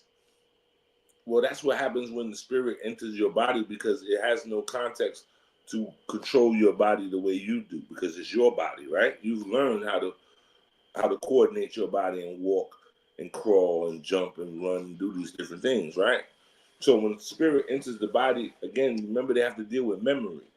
And so when they deal with memory, this is why if you go to a toke or a drumming and somebody gets possessed, they have to open the eyes of the possessed person because it's not their body. Because you were born deaf, dumb, and blind. And every time they enter your body, they're born deaf, dumb, and blind. So you have to open their eyes and get them to speak. And so this transition happens when the person is able to accept the foreign consciousness and submit to it. So this is why they refer to it as a horse, and the Orisha is taming the horse, so to speak, to that at some point the horse and the rider become one. And so in the beginnings of possession, it's never and that's the problem. A lot of people don't like to go through it because they don't like the ridicule. But what ends up happening is now you got this consciousness inside your brain that hasn't been able to express itself, and it will begin to necessarily lean on you. And so now you have any psychotic episodes and shit like that because you're not allowing this other personality or this other consciousness to express itself in the physical. And it just like it explodes up out of you in some kind of crazy way. Well, it has to be cultivated, like a horse. When you ride the horse, it's just not natural. So you have to tame the horse. And so it's up to your elders that when you get possessed, the people around you begin to cultivate that horse, right? So that they cultivate the horse, that the horse understands that there are limitations here. In the horses, I mean, in the Orisha's world, they could chop you in the neck and they ain't gonna go to jail. They ain't gonna have no problem. But we have other circumstances here, and you have to alert them to that, so that they do not do something that you end up paying for. Man, let me like I said, I tell you like that. I woke up out of that whatever the hell it was, because I just snapped and I just I was fucking my own shit up. I was fucking up my whole entire studio. But it wasn't like there was it was just an argument that was happening. And that's probably because I don't know. Whatever it was an argument that was happening. And this has never happened to me before where I just snapped like this. And honey, I ripped everything down. And like I said, by the time I woke up, I had a freaking like you have like those like lights that if you have like a video studio, you know those lights that have like those the thing that goes around the light, like the cloth around the light, the actual thing that goes that makes the cloth like be a shape was inside of my leg, and I had to pull it out, and I was like bleeding, but I didn't even feel it. It was crazy. I didn't even feel myself. I like was hurting myself, but didn't even feel it. I didn't even feel it. I was like, okay, well, and it was crazy, and I was like, oh my god, like what the hell just happened? You know what I'm saying? So. But that's the nature of Oya. Oya is destructive. Yeah, but it was like a weird controlled destruction. Like, it was saying, not that. It was weird. I can't describe. No, but if you've ever seen a cyclone or a tornado, it looks random, but then that should be having a path that it go on. And so that's the nature of Oya. And so that over time, you might not be a horse. It might have been just her letting you know that she was there. Right, because there's something that happens sometimes too. That we should be like, well, I'm gonna let you know that I'm really here. So if you have any doubts because you didn't get possessed like such and such, well, I'm gonna show you. Right? Yeah, I didn't get to do my drumming. So, that's a scary thing. If you don't get, so let's go into initiation and done the correct way. Because if you don't get all that stuff done right, And one initiation is important. If you don't get everything done correctly, then some shit like that can go down. Somebody be talking to you Well, crazy. nah. Listen. So, okay. What's important in the initiation is that all of the things that are required in the initiation are present. There is the proper amount of participants.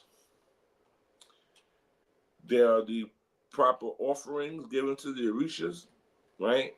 And that when it comes to what we call your ita, your life reading, that the person that is throwing the shells is culturally astute and can really interpret what you're really truly going through. You understand? That's the biggest. Those are the main things that you want to necessarily be very clear about. So, like, if you're going and looking for an Ocha house to join, you want to hear what kind of reputation they got. Like, and don't take the human things and impart them to the ethereal things. Meaning that, people think that their godparents are their parents, and nah, I'm not your damn parent. I'm not here to coddle you. And when you enter in here, you're not whatever age you are. You ain't that age. You are the age of your initiation and your information in here. And so you have to respect hierarchy. Let's get into that. Let's get into one thing that you told me. You said that we have never gone through a rites of passage.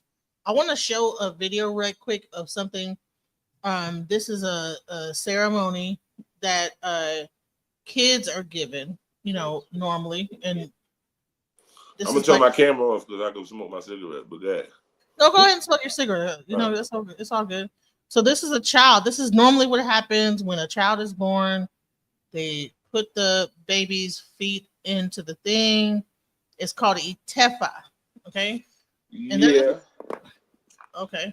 Okay. But again, Ifa is not the religion, and it's not. It's not the custom. It's fairly new to the custom. So this is one way that they do it, but they also have like what I went through wasn't with E5, it was with the lagoon. The Orishas spoke for me. Feel me? Okay, so if you're a baby in the regular Osha, what happens in the Itefa for that? What's the difference? Well, understand that was something that was lost in Cuba. They didn't have that luxury. When African Americans came across these traditions, and because the African Americans were really the glue between Yoruba land and Cuba. Today, you're going to see a lot of mestizo people going to Nigeria now, but there was a time when they thought that they made this shit up, right? And they didn't respect Africa.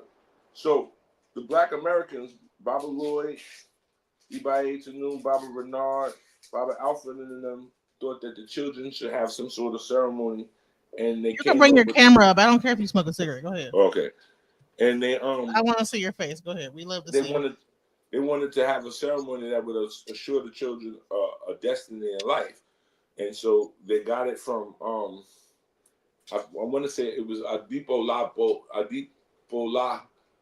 It was a Yoruba drummer or poet, and my uncle took him home to my grandmother because he was intrigued that my uncle was an Ibeji. He was a twin. So they came up with this system of a naming ceremony where they would appropriate Egun to announce to Egun that the child is no longer a part of the land of the dead. And then they have these plates that they present to the child, and these are the different things that the child will taste to taste life. So that the child tastes life in the presence of their elders in their congregation. Right? And the name, a Yoruba name, was given to us, and that name is a story. It talks about what your destiny is. Okay? That is not something that the Cubans had. They did not have that ritual. That was something that was inserted in America by way of African Americans in their close proximity to dealing with the Yoruba people. You understand? Mm-hmm. Yeah. And so, and I'm like, if you talk to any one of my cousins that older or younger than me, they'll tell you I've been very, very, very interested in all of this all my life. So I've read all of the historical books. Like, you got a bunch of people, they be like, oh, they got all the John Mason books. You go in their house, but they ain't read none of them shits. I'd be at his house bugging his ass. Like, yo, what this mean? He'd be like, oh, man, read the book. I'm like, nigga, I read the book. He's like, okay. And then we have a conversation, right? And so I've seen this thing evolve the way and how it's gotten to be where it is. Unfortunately, today, right now, we are in the influx of a lot of mestizo people from South America involving themselves in these traditions from Mexico, Venezuela, El Salvador, Honduras. And they don't have the racial sensitivity yet, because you have epithets for black people that you call us mayates, and then you want to worship Orisha, but how does that work? Because you don't have a lineage. You can't go back into somebody that was black in your family. You know what I'm saying? So that you even have any right. You know what I'm saying? Any legitimacy to any of this. But I say all of that to say that there's this video floating around on TikTok with the cartel people were sacrificing a tiger to Shango, and I was appalled. And I was like, first of all, tigers are not native to Africa. That's was it a leopard? Like, no, it was a tiger. Oh Lord, it's Chinese, isn't it Chinese? Right. And the fact that you did this on camera says that you're putting the rest of us in danger. You're telling the world that we kill endangered species. So now every time we're doing something, that they got to make sure there ain't no tiger in here. Right. You understand? Why did you put it on tape? Like, again, your motives are not they're not honorable. Your motives are to seek power and to display how bad of a motherfucker you are. But that's the bullshit, because Shango don't eat no fucking tiger. What are you talking about? Right. And does he eat a leopard, or does he just wear the leopard? Nah, listen. At this point, the things that we feed to Ocha are livestock, right? Because we have, again, in Kadi Ocha, we have a system. So there's certain songs that are sung when certain things are done. So when they cut the head of the tiger off, what you singing? Because there ain't no song for that. And again, you are asking for the people who you do not see to recognize what you're doing. So they don't know nothing about no fucking tiger. They're looking at these niggas like, what are y'all doing? What is that? So they clearly have not been initiated. They are doing stuff of their own volition. That is the danger of like not being initiated and being initiated, because they're initiated, but they're initiated by somebody that will allow them to bend the rules based on some money. Like, you couldn't tell me, like, one of my godchildren couldn't tell me, yo, Padrino, I'm gonna feed a tiger to Shango. I'm gonna be like, yo, go home, son. Throw all that shit out. Go do something else. Because I'm not fitting to co-sign that. And every time somebody talk about it, I'm going to be like, yeah, that dumbass guy's on my mind. He's a jerk. And let me tell you something. I was talking to a guy who was talking about how he always talked to his elder, and how the elder's always cursing him out. I'm like, well, guess what? That's what they kind of do that. Yeah, because you know what, though? There is a method in that, right? That, some kind of hard love, because this society right now is absent of male energy, right? And that's something that your daddy or your uncles and them give you. Like, yo, what the fuck are you doing, right? They're not just fitting to let you show off and be shaking your ass. They be like, yo, what are you doing, right? And that energy is missing from society as a whole. So I have this problem with grown men. Like, don't come in here thinking that you whatever age you are. If I ask you to do something, yo, man, I'm a grown ass man. Then take your grown ass somewhere the fuck else. Because right now you're here to learn.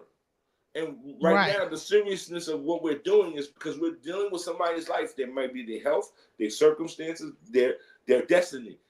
I don't need you just giving me what you want to give me. If you're not here to give 100%, get the fuck on out.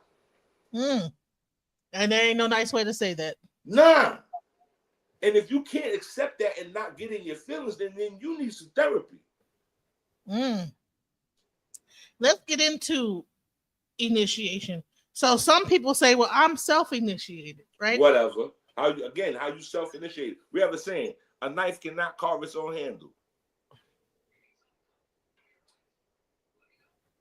Literally that.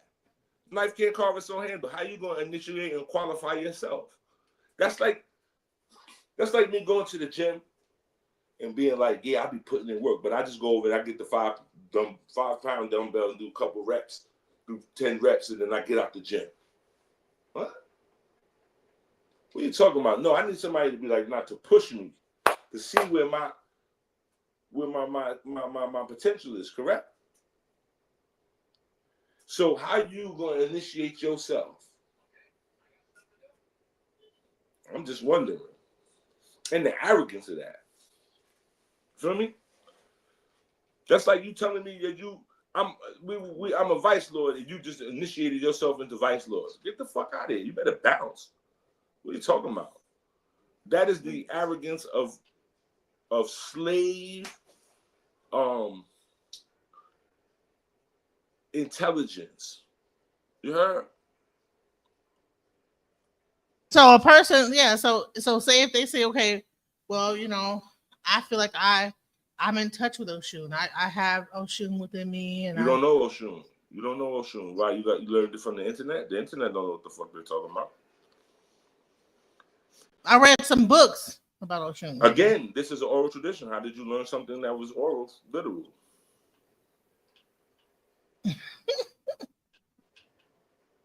Right. And they can't tell you what that feeling is like. They can't identify that feeling for you when it's really truly Oshun.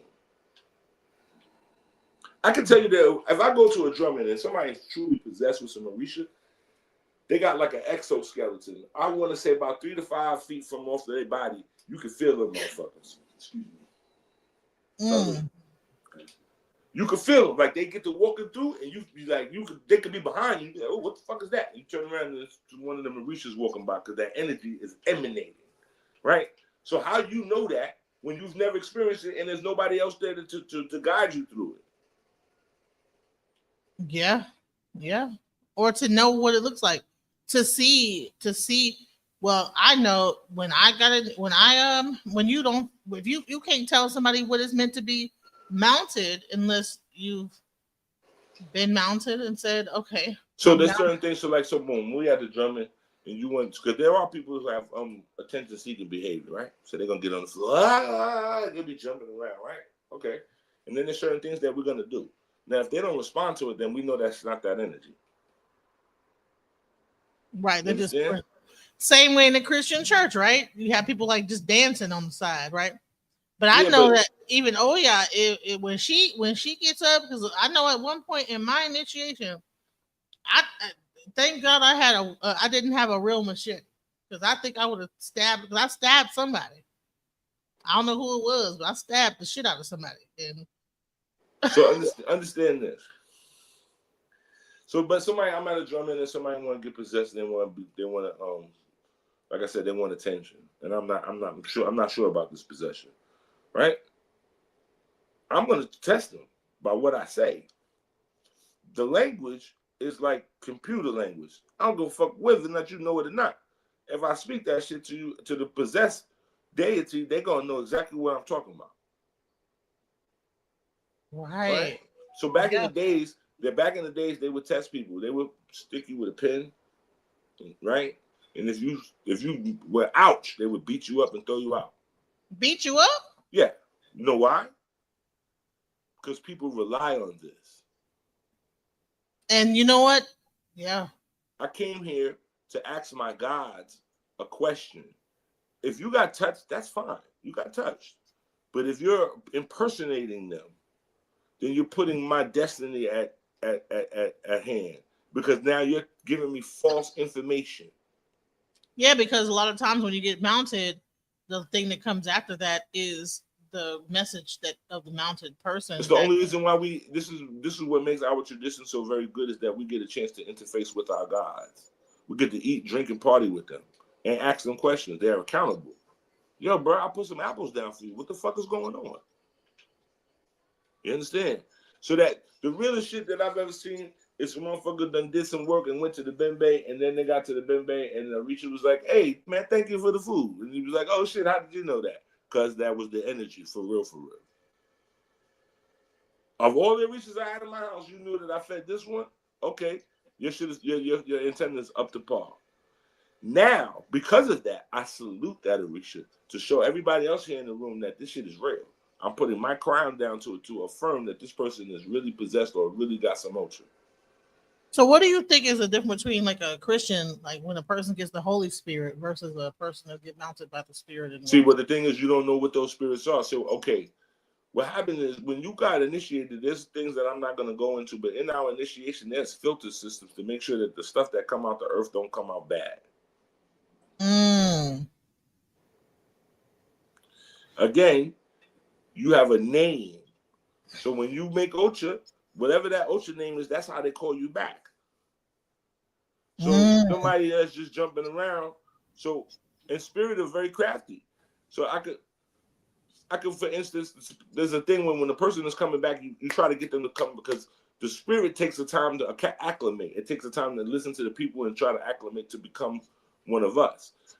So immediately when you coming back, I'm like, yo, such and such, such and such, such and such. Until they be like, yeah, it's me. And then they have to exhibit something that I know that they do that the deity don't do.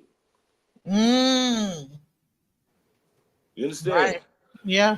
Yeah. So, like I said, you come in here and you want to get attention and you want to be seen by everybody, but you want to be fake possessed, and I figure out that you're not really possessed, I have the right to beat your ass. Get the fuck out of here.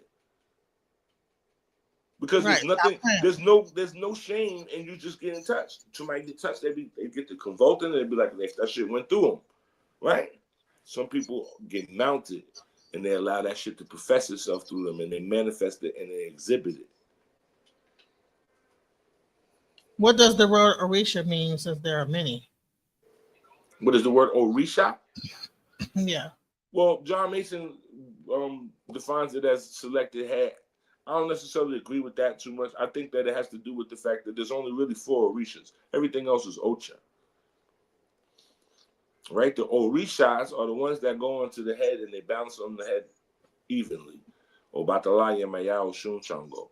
Everything else is Ocha. These are things that are a little bit more rustic, that require a little bit more apprehensiveness when approaching them. So my head being Oya is a Ocha, not a Orisha. Yeah, she's one of the Ochas because Oya was integral, but we had to do certain things for Oya to come into the Igbo do, as we say. So this is why you have what they call a sarasa, the way they have to appease Egun, because Oya, when opening that gate, with her comes a whole lot of spirits. And so we have to be able to differentiate the spirits from her. And so this is why we give them their own thing, and they call that the sarasa, where Egun is set, so that Oya every morning can go and salute them, and they stay where they are, and she goes where she goes. Right? Shame. Ain't no Academy Awards for getting possessed. No, that's the truth.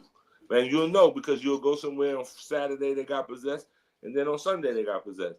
And possession is not easy. It's not something that you just be going. It's not an exercise. It's something that shit is real. It's a toll. First of all, it takes a toll on your psyche because you lose time. Right? So I walked in the door at 3 o'clock in the afternoon and I got possession, and now it's 12 something and I didn't see nobody. Right? And I'm like, yo, what time is it? And they're like, oh, and everybody's going home. I'm fucked up. That should throw my whole fucking time thing off. Right? Wow. You know, and you know what? Man, that's crazy. It does let you lose time. And the weirdest thing is the inability to feel nothing. Well, that part was crazy because I was like, I stabbed myself. Right, but see again. So you ever seen that movie Split? Yeah, Split. Okay, so he has all these different personalities, and each one of them changes his biochemical physique. Right? They had one that had diabetes, and it was showing diabetic, and then when the other ones come, they're not. And so they got this thing he calls the beast, and the beast is from someplace else, and the beast does not respect the laws of this reality. So the beast could crawl up the wall, it's gonna break shit and do things that you human beings can't do, because he's not subject to these laws, right? Well, it's the same thing with the Orishas. The Orishas are not subject to the laws. So while they're still attached to you, you don't feel the pain because they don't feel pain. Yeah, but I didn't feel it afterwards either. That's the weird part. Listen, baby girl, I've been possessed where I got possessed in Palo, and the agent put the machete in my mouth, and he jumped through my godfather's legs and just cut my mouth this way.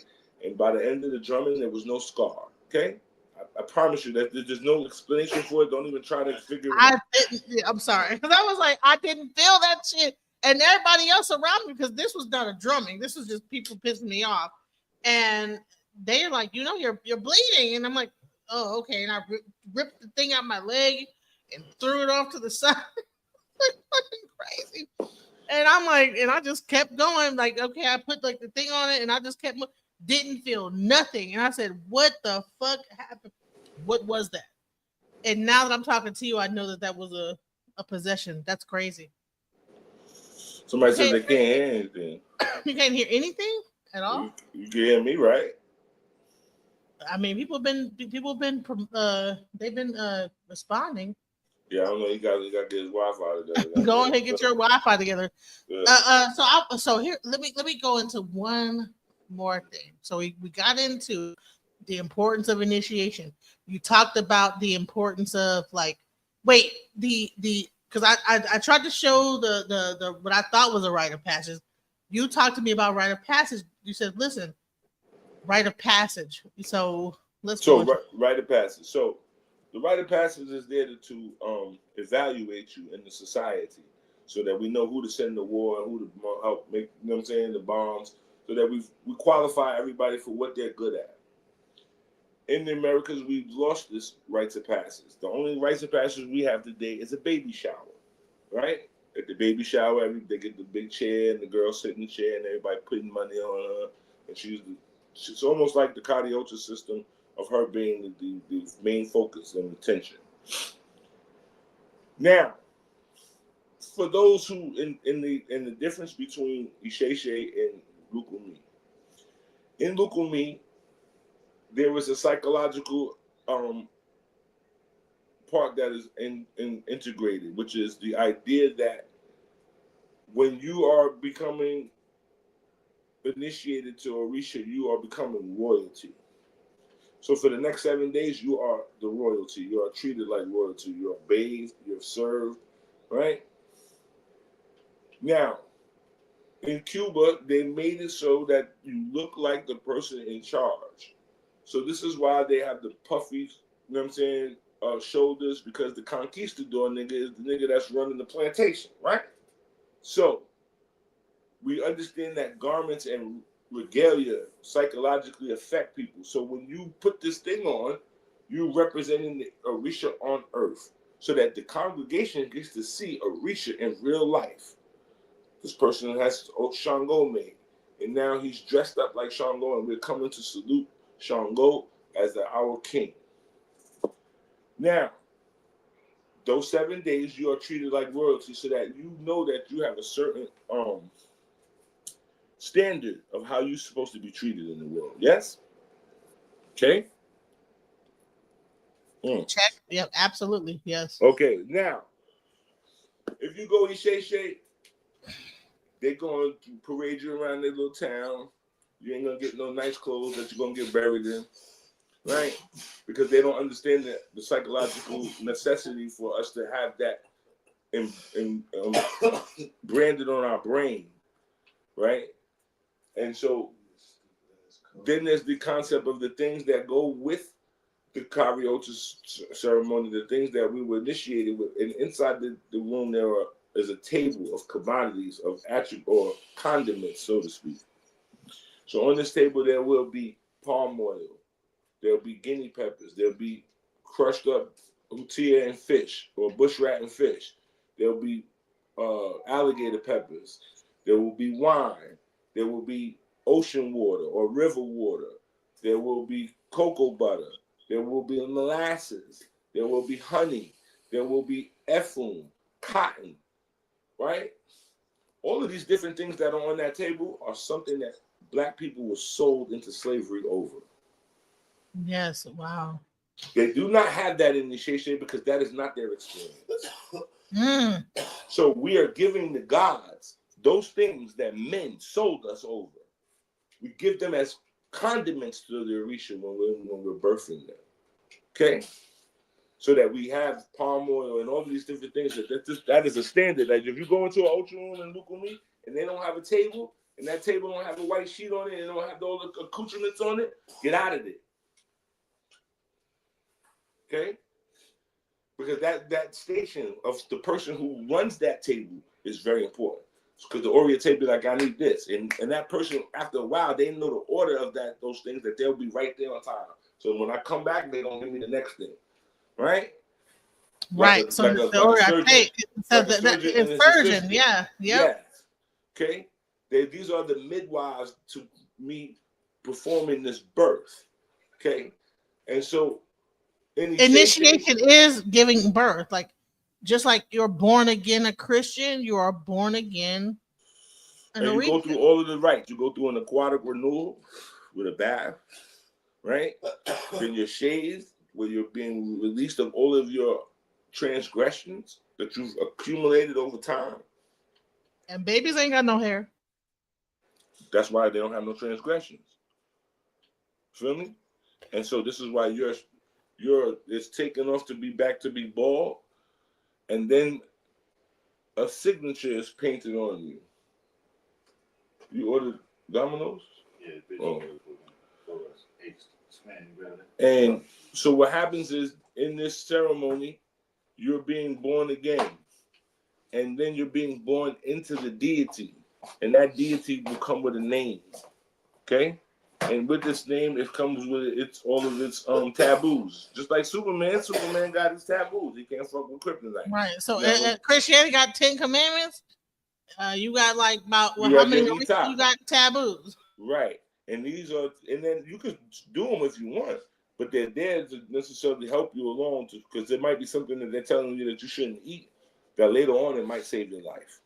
Right. But if you take something in the interim all the time, then it won't have the effects that you require. If it says don't eat eggs, right? Don't eat eggs, don't eat eggs, don't eat eggs. And so that's part of your thing. And then maybe at one point eat an egg. You know what I'm saying? Well, there might come a time when now that they're divining, and you might have some ailment.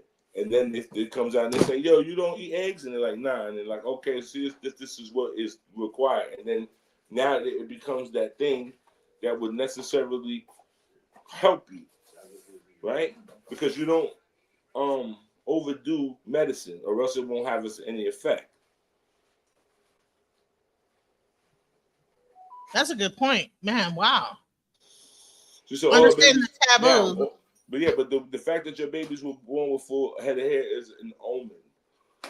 That's a specific birth that is recognized within Yoruba land, that recognize a child that we call Dada. Right. So when they have a full head of hair, that's a special thing. That's like these are children of miraculous birth. They have miraculous circumstances to their birth. So twins are miraculous birth. Two different seeds germinating within you. That's a miraculous thing. A child born with the cord wrapped around their neck is a miraculous birth. Child born feet first is a miraculous birth, right? A child born with 6 fingers is a miraculous birth. Okay. Yeah. I wanted to show something real quick, because Ibaing to my Ayobona's husband. See, this is so I was sitting on my throne, right? Mm-hmm. And what happens during initiation is that they, at some point after initiation, the community comes and everybody comes to greet the Orisha, and they greet you, and you see the love in his face. This is their first time seeing their deity in flesh, right? Right, you're getting to see the Orisha in real time, right? See, the thing about it is that nobody says that this religion is better than other. We're talking about the symbolism and how things are perceived, right? Jesus Christ is all good and dandy, but don't show me Jesus Christ on the cross, right? Because you're asking me to ask a man who can't help himself for help.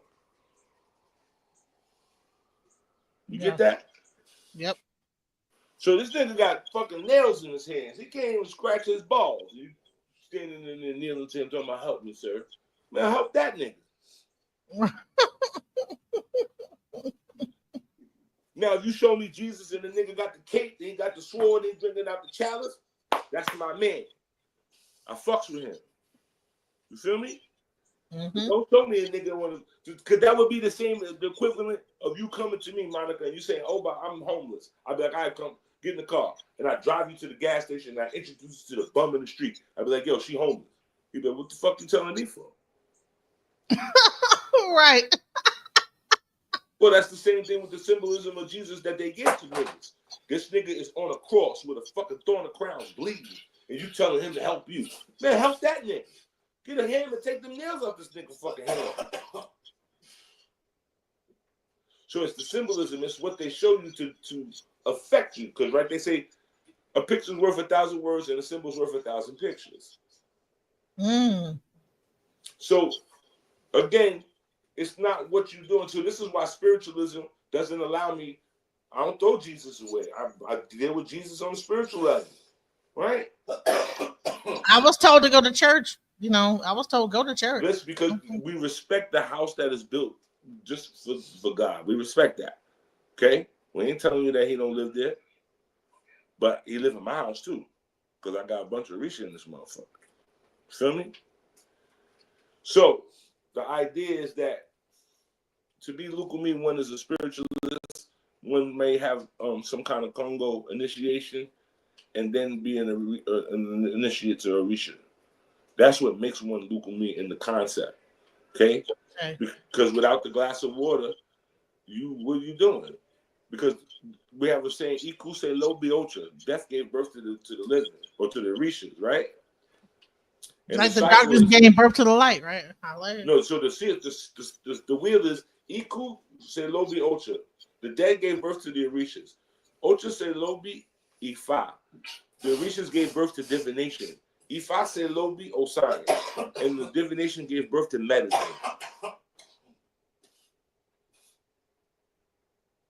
Right, medicine. Yeah, Osai is medicine. Right, Osai, the herbs, right. Exactly. And were the Orishas the original doctors? Not the Orishas, were the Olorishas, the Babalao, the Obas, were they the doctors of the time in that society? Were they the Well, see, again, you can't really, like, it's not in good taste to try to necessarily impose constructs on something that we didn't really get a chance to see in its earnesty. Meaning that, so you have to understand that Orisha initiation in that time in Yoruba land had different connotations. So some people were initiated that they can only help participate in feeding the Orishas. Some people were only initiated that they can participate in certain parts of the Orishas. Some people can go inside the room and touch the Orishas. There were different levels of initiation that we don't require because of our circumstances. Okay? But child, you all right? He coughing. Well, he got some. He fine. Fire. Don't worry about it. He got some fire. Every time I'm on one of these shows, they be like, "Is he okay?" I be like, "No, don't worry." He got some fire up in there, child. Whatever that was. He's just fine. That's my guy. That's my best friend. He's the son of Bible. Right, but he got that whatever that was. That's some perp or some derpity herp here. Some signs. It's a way Odada. So, and see, this is the thing. A lot of times, this tradition had things imposed upon it based on the people who were propagating at the time, right? So, myself and my generation, my cousins and the Ocha kids that I grew up with, we're not the same as our parents. We're not converts. We don't know nothing else but this shit, right? And we have a particular perspective because we're able to see Orisha in a new world. See, the Nigerian don't know what it is to drive while being black. He don't know what that problem is. So he can't even detect that out of the conversation from Orisha to even convey that to me because he has no context of that. So that Lucumi Shay thing going on in Atlanta, where you have the Shay people going against the Lucumi people, throwing a bunch of like goats and stuff into the river and all that other weird stuff going They're on. idiots, and they're all they're making it hard to practice these traditions because they don't know what they're doing. So we have to listen. So there's like so we need to like give reverence to the people that shouts out to our Cuban brothers and sisters, because you have this whole FBA thing, right? Oh, you're a tether and this, that, the other, and you know, blah blah blah. See, but And that goes Pan-Africanism is against dead. And Pan-Africanism. So if you're part of the quote-unquote conscious community, its foundations was based on Pan-Africanism. Pan-Africanism says that wherever there's niggas at, that's my land. So I've been to Cuba more times than I can count. Like, there's been years that I probably spent like a half a year over there. Like, I did a month, came back, went back for another month, like half the year I was there, right? So I ain't no fucking tourist when I go there. I could get off a plane right now and I got 7 houses that I could go sleep on and knock on their door without a dime in my pocket. In Nigeria, right? Shouts out. Now, if we're going to be Pan-Africanists, we have to accept that everything that we touch, we have, you know what I'm saying? We have license to in that regard as a Pan-Africanist, right? So the problem is that black people don't like to address their evils and their demons. We could be racist. We have a racism about us. Yes, we do. I can say that even about my elders. The ones that didn't learn no Spanish, you a fucking dummy. The fuck told you that you was gonna go learn somebody else's shit and then not have to learn their language? Who the fuck you think you are? Like, right? That was the arrogance of my elders. Oh, well, this is America. They gotta speak English. Okay, they ain't gotta speak nothing. They ain't gotta tell your stupid ass nothing. Right? So the idea of, oh, well, I don't want to deal with that Spanish shit. Okay, that's cool, but the Nigerians never gave this shit to you. I promise you that. They were not thinking about giving you no fucking Ocha. They gave that shit to white men before they ever integrated some black people. Thank you to the white man before they ever gave it to us. Right. Shay. Wow. Okay? So I don't hold them in regard. Now, I'll tell you a story about one of my elders, Oba Ade Dayo Baba Facundo Harris. Right? Alayimisi, he had Agayu Oro Chango. It was made by a very famous Oriate by the name of Ochewede. He was easily in his fucking 50s at Ocha before he died. He passed the Ifa at some point in his life and career. And when he went to Ode Remu to make Ifa, and after all of the ceremonies, he said to them, "This is all nice, but I got questions for y'all." He said, "If this Ifa shit is that fucking perfect, tell me how you ain't see that white boy coming." And they got quiet. He said, "That's what I thought." He said, "This is all cool, but you niggas never sent the boat to come get us." So, I'm not going to play romantic with Africa, okay? I'm not going to let you fool you with this fact that, oh, Africa never had a word for thief. No, they did. The shit is all in the Odus. Homosexuality, fucking pedophilia, all that shit is in the fucking Odus. They talk about that shit. So, we're not going to act like you didn't know what the fuck was going on. So, because of that, you did not walk in Selma with me. You wasn't at the motherfucking March on Washington with me. Shit, you wasn't even there when motherfucker we was marching for Amadou Diallo. So what I'm not going to do is take on your customs. I recognize that you are the origins of where the Orishas necessarily laid out their fucking foundations in a more deep way. But y'all need to get y'all country together. And y'all need to necessarily missionary the people in Nigeria so that they stop being Muslim and Christian. When you do that, then I'll come over there and give you my affections and my attention, right? Because you got bigger fish to fry. The people that go over there, I'd be like, well, why you didn't stay? If you're so dedicated to the mission, why you didn't help them over there? They need that shit. Them motherfuckers, the goddamn Muslims be shooting at their goon-goons during the ceremonies. So what are you doing over here? If you love the culture so much that you walking around wearing dashikis and all that shit, why the fuck you don't do that shit over there? See, because my shit is, I'm trying to necessarily get this Lucumi shit so that they can get to the projects. So that they won't be killing each other in the fucking projects no more. So that you can hear drums coming from the projects as opposed to gunshots. And you're not going to get the young boys to do that when you're wearing funny clothes that don't fucking serve them. Those clothes are not functional. They ain't got no pockets. That shit look nice, my nigga, but that's not what the little niggas wear. So listen. I got some. I'm gonna show you some things. I want to get your take on it. These are past lives I've done with other racial practitioners. This is a young man by the name of Ryan Deal, and he's a Caucasian practitioner. And I want to hear what you feel about what he has to say about the Orisha tradition. Let's go. Let me speed it up because I don't want to start up. Let me do this. Boom. Here. But then what you see at a certain point in time is moving past ancestor veneration, past animism, past spiritism or mediumship, and religion becoming a more social political environment. And when we started mixing religion with hierarchy and class and race and ethnicity and deciding, well, this group of people is the chosen people of God and these people are not the chosen people of God, and started doing this kind of thing, that all religion ends up like that. Mm-hmm. Which is why I have a big problem with a lot of people who want to try to codify Orisha or voodoo practices into a religion. I have a problem with that, and I'll tell you why.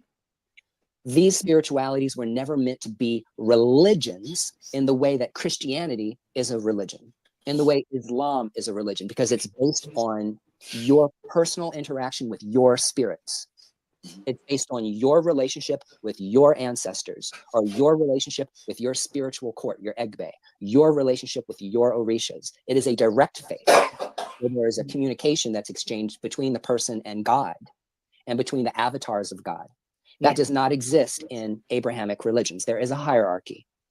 There is priests, and those priests are set aside from everybody else, and they're treated a particular way, and they have a particular political power. So what I'm trying to say is that it's very difficult to try to compare Western religion, and when we say Western religion, we mean Judaism, Christianity, and Islam, with indigenous spirituality, period. Whether it's African, whether it's Taino, the indigenous people that Christopher Columbus met when he showed up lost in the Caribbean, the Tainos, they're also my ancestors. So what I'm saying is that, you know, at the end of the day, when you make a religion a hierarchy, you end up with what we have. Just look around. And my personal opinion, and I'm not meant to offend any of the other priests that are here, because these other people are priests too. But what I have found is that I've started moving back towards a more shamanic mediumship, indigenous, like closer to source way of interacting with spirit and interacting with my spiritual practices. Because at the end of the day, in traditional African religion of Ifa, which is what I initiated into, men and women get fully initiated into the faith. They both receive Ifa. You get one hand of Ifa, you become an Aborisha, someone who is a student of Orunmila, and you get your second hand of Ifa, you become an Awo. If you're a man, I'm an Awo, an initiate. And if you're a woman, you become an Ianifa. And so I'm an Awo, I'm an initiate, but I'm not quite a Babalao, because there's more things that men have to do in order to get to Babalao status. But when a woman gets initiated in Ifa, because she is a representative of Odu on earth, she has a womb. She is automatically a high priestess. And Odu is the womb, right? Because Odu is the womb of creation. And the Ifa spirituality is a Let me know when you want to interject. Let me know when you want to so much divine feminine contained within the Ifa faith that people don't realize. Okay. First of all, again, he has no humility. He has no humility. Who told you that you could even speak about something that we're still suffering from, the oppressions of you niggas trying to destroy this fucking religion? You got a whole lot of shit that's gonna fucking, you need to be humble, right? Like, a dog that gets to be around wolves don't get to be the motherfucking alpha wolf. You understand? We took you in. We could have ate you. Because you ain't a wolf. Right? So, what happens is, first of all, I'm going crazy. First of all, he's coming from an E5 perspective. So now he's going to say that there's the Eon E5. I beg to differ. I can promise you, we could debate. We could go and find very old books that were written about the Yoruba, and you will not ever see the word Eon E5. Right? That's number one. So and then what he sounds like is, and then just unfortunate, he just sounds like a gay man that has an affinity for women, and he wants to be. What man? What? That's crazy. Huh? That is crazy. He said he was a gay man. He has a child. He's like bisexual. And then he talks about how Ifa is accepting of everyone, even gay people, and no. So what he's negating is the history. He's negating that it was of course it was a religion because it had to do with the politics of Yoruba land. The Onyi of the Ile Ife is a direct descendant of Oduduwa. The next Onyi of Ile Ife is a direct descendant of Obatala. What is he talking about? See, again, he's trying to take something out of context. So again, you can't take. See, this is why there's a problem with Ishe, because you ain't really hold on. Can I show that part? I want to show that part because I want you to hear it in the context of what he said. I want to be the one that says what he said. Let me play this and then. You're trying to instigate me. I want to talk about the whole thing about sexuality and sexual orientation, because if I was a lawyer and I had to walk into a courtroom as a lawyer to defend homosexuality practiced in African spirituality, I would have to have precedent. You guys understand what precedent is, right? Precedent is I have to prove to you as a jury that what I'm saying is based in some kind of fact. It's not made up. What do we see? The oldest spirituality that was practiced in the Western Hemisphere is voodoo. Voodoo is the first tradition that made it to the New World. And when those Congo people and when those other people, the I'm sorry, I'm blanking out. That Igbo people and a lot of those people. So when they're all coming together, okay, what you see in Haitian voodoo and what you see in voodoo in general is that they're a mambo and an ungan, a male and a female priest, are on the same level. Men and women are considered priests and priestesses in this religion. They are on the same level. No one's better than anyone else. No sex is better than anyone else. I'm talking about the way you're born. My mambo is a trans woman, and she went into Konzo and initiated as a mambo asagwe. Okay, so that shows you in Haiti. That shows you the Loa don't care about someone's physical body, okay, or who they love or who they don't love. No, stop. Also, gay people are celebrated. We celebrate diversity within the context of voodoo communities. Within the context. Stop. We have Odu, right? Okay. Odu, where sexuality was born, period. Where sexuality was born, it went through the entire gambit. In Odi Meiji, we have a saying, what goes in the mouth smelling good come out the ass smelling bad. Right? Okay. Now, two negatives don't make anything. Two positives don't make anything. So the entire Ocha ceremony is based on male and female interaction for copulation. Now, nobody's saying that the Oriate is above any Olorisha. So as an Oriate, I got 19 years of Ocha. I come to do the work.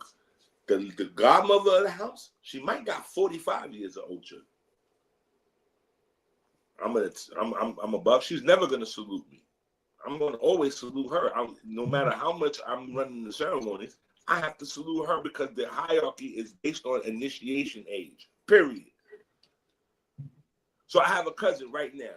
He's a year older than me. I'm 47. He's 48 years old. He has 38 years of Yemunja. Right? When we go somewhere, I don't care how old you are in age. If you ain't older than him in Ocha, you gotta salute that nigga. Because that's the system, that's the hierarchy. Now, when it comes to homosexuality and things of that nature, nobody cares what you do. That's an absolute fact. But here's the thing. In Palo Mayombe, it became unacceptable because the cauldron is a hole. Yes? Yeah. Okay. And things crawl into holes. Yes? Yes. So if you got a hole in your backside because somebody drilling you every other night because y'all making love, that means something could crawl inside of you. Correct? Yeah.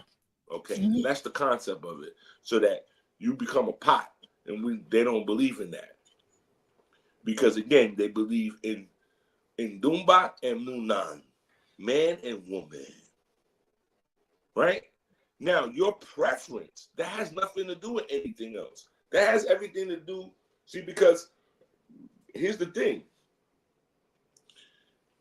Well, what if he giving it not? What if he ain't giving it? He just... No, it doesn't matter. Listen, two men that are forced into a romantic relationship based on circumstances, them niggas are stuck on some fucking mountain, they're in some cell, whatever. Okay, because human beings require affection. That's just the God's honest truth, right? Two women, two men. Now, in the world, the reason why male homosexuality is seen different than female homosexuality is because everybody sucked on their mother's breast. You take a shower with your mother, whether you're male or female. So everybody honors the female body. Right? Yeah. Okay. When one man submits to another man, one man is gaining pleasure while the other man is experiencing pain. That's domination. There's no reciprocity in that. So when we make the Orishas, this is why you get a mother and a father in Ocha. You're not going to get Ogun and Chango. No. That's not happening. You understand? Yeah. Okay. Now, mama's baby, papa's baby, that's always the case. Right? But the reality is that this system is based on, because if creation is the God's greatest gift, yes? Yes. Okay. So that means that copulation is the practice of that act. Yes. Yeah. So it's something sacred. Yes. Now, Ode Meiji says that the world became perverted when human beings, or when anything figured out that they could put this shit in something else and gain some type of pleasure. This is when what they call sodomy was born, right? So sodomy. Ode Meiji. In Ode Meiji, sodomy was born. Sodomy, because Ode Meiji is where the whole was born. And again, it's taught man that one to eat with and one to shit with. Okay, now, because human beings require affection, because babies will die if you do not touch them in the first week or so. Okay? That's a fact. That's nothing to debate about. Right? There's nothing to debate about. I didn't even know about that. Wow. Yeah, babies. That's why when you go to the what do they call it? The nursery in the hospital. They got people they got them gloves that go inside the incubator so people to touch the baby so that the baby feels alive. Wow. Okay. So you require affection. You understand? Yeah. Okay. So now, when two men are in a circumstance where there's no women, whatever. So there's a story that they say that when Yemonja and Oshun were trapped in some hole, they began to make love to each other. And when they got back to heaven, Ogun accused them of inappropriateness. And Yemonja said, we were just feeding each other because they have breasts. Right? Okay. So again, when a woman is examining another woman, she is understanding herself. Men are exterior. We already know what we got. I don't need to see another man's penis to know what to do with mine. You understand? Right. So, with that understanding, these are people who, again, they want to create something around their issue. Right? So, first of all, in Lucumi, there was an issue because of slavery that the Congos did not deal with people who were broken, because there was a big thing about the overseers buck breaking the men in the cane fields. So this is why the Congo created the effigy so that he could put his manhood in it so it wouldn't be damaged.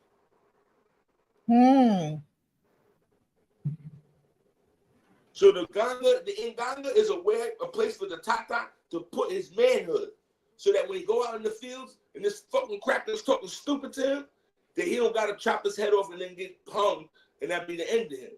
So he gonna eat that shit. He gonna comply because his man It's is a in very that pot. male. It's a very male like aspect of that religion. That whole thing, like very Yes, that's why. That's the masculine. reason for it.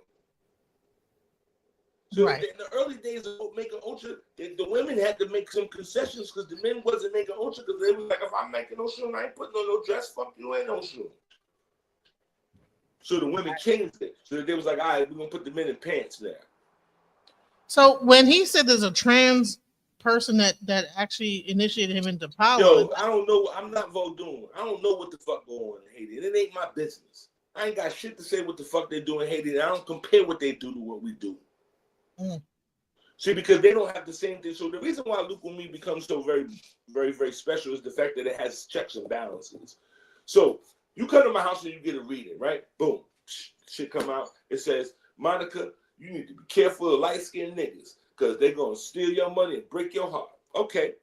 So now, one day, you come with me to the drumming and some fucking lady that never saw you a day in her life get possessed with Yamonja. And she be like, baby girl, you need to leave them light-skinned niggas alone. You know that lady wasn't at that fucking thing. So that means that that's a confirmation of that the reading that came out, that shit is real. They don't have that in fucking Haiti. They only have possession. Now, what is the fucking dangers in that? Let's say that the possessed class get together. So all the niggas that get possessed, we all come to my house one day. We be like, listen, these niggas don't pay us. We gonna tell them niggas some crazy shit, right? So now the next drumming, I get possessed, and I'd be like, you must give me all your money, or the research will strike you down. Niggas gonna give me all their money because they believe in me, right? Mm-hmm. So that's how the shit got corrupt. You don't know what the fuck you talking about. The reason that religion got corrupted is because of nepotism. So the shoemaker, he wanted his son to be a shoemaker, right? Yeah.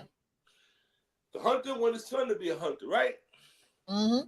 The blacksmith wanted his son to be a blacksmith, right? Yes. But the oracle cannot decide for his son to be the oracle because the oracle picks who's the next oracle. Right.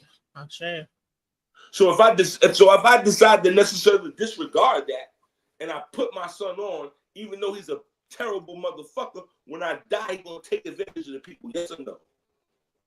Yes. That's fucking simple. And we have this in Odu in the Rosu Meiji. It says the upright gave birth to the hunchback. That means that the nigga who's lifting up at the son of the God gonna give birth to a child that's gonna look down at the ground and look into the devil. All right, so this whole thing. So what about people born with? So all right, so we have a person that's here. No, actually, my friend. This is Tai. She's asking me. She says, "Okay, what about lesbian?" I think he covered that. He said that he talked about Ode Meiji, where there was a story between Yoya and Oshun where they were alone. The bottom line is that the Orisha don't give a fuck what you do, but it's society, and we have society for a reason so that people don't get too fucking stupid with shit. Right. See, people don't understand how to separate church from state. And then she said, it's always different with women, but I digress. And then she says, well, what about people who are born with both genitals? And so people who were born with, so that's like a 1 in a million fucking phenomenon, right? And when that happens, the Orishas will address it. That's why you got divination for. See, again, it's not like a factory line thing. Oh, we're gonna do this, we're gonna do that. That's why you got divination. Some niggas don't need to get such and such. They might not need that. Don't give them that. Whoever their Orisha is, it is what it is, and whatever their Odu is, that's what their taboos are. Because you got two genitals, don't make you all of a sudden Oshumare. That's not how this shit works. There is an Orisha that will come to walk with you in this world to alleviate you through all the pitfalls of your journey. So I think he got crowned Oshun. I don't care what he got. He's not. See, again, he's not my kin. I don't know him. So the bottom line is that. But look, I'm gonna say this is that I think that because it gets really sensitive when it comes to the gay talk. But I wanted to bring that up to say, okay, like you have like some people like they'll say, oh, okay, well, this is what it is, and I got like whatever. But then there's like this egotistical thing. No, listen to what I'm saying. There are no There is nothing that in Palo Mayombe, if you come to get scratched to me and you engage in homosexuality, I cannot initiate you because that's one of the tenets that's just not what we do. Period. Bam. That's it. In Ocha, they don't give a fuck. Right? Now it becomes whether or not I want to deal with all of your shit. Right? Because it's very clear, and this is not a slight to anybody, but there is definitely some sort of a personality issue. If you don't know whether or not you're a man or a woman, there's a fucking personality issue. This comes from some type of trauma that you had in your past. And that shit needs to be worked out. Before you get initiated. Before anything, because you see that there's people right now that have gone and went and had sex changes and now they're miserable and they feel like they want to kill themselves. You know, that's a big thing with them, right? Yeah.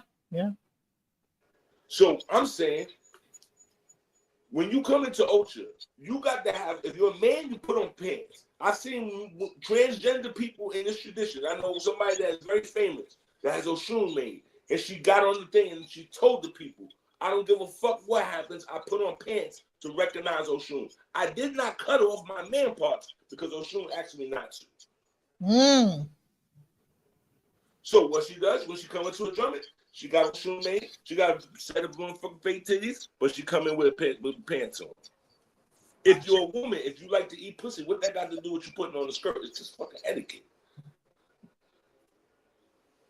Oba, can you share some knowledge about the fundamental basis of the Oboni cult and how widespread it really is today?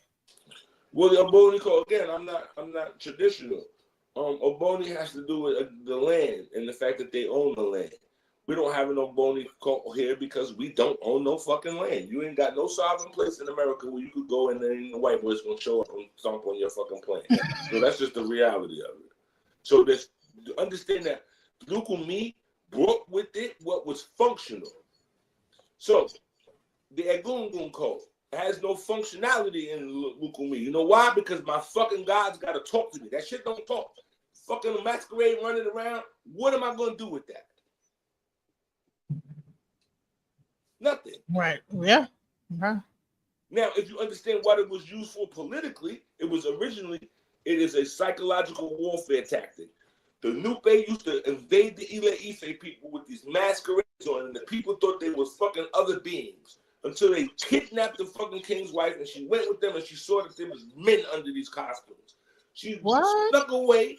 She got back to the king. She said, "Them fucking goons show back up, set them niggas on fire," and that's what they did. So that afterwards, as a means to memorialize this event, they kept this custom. So that even today, if you go on TikTok now, you go look up the Egungun niggas, they're going to put the nigga in some fucking shit with weed, they're going to set the shit on fire, and he's going to come out the shit and be smoking, and they're going to be like, hey! Niggas know that shit for. Right? That shit has no efficacy in fucking Bed-Stuy. Niggas are shooting each other and smoking crack.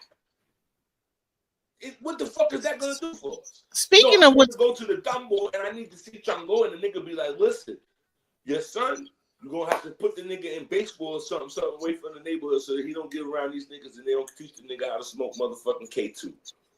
Thank you, Baba. Mo Dukwa. Ashe, yeah. Exactly.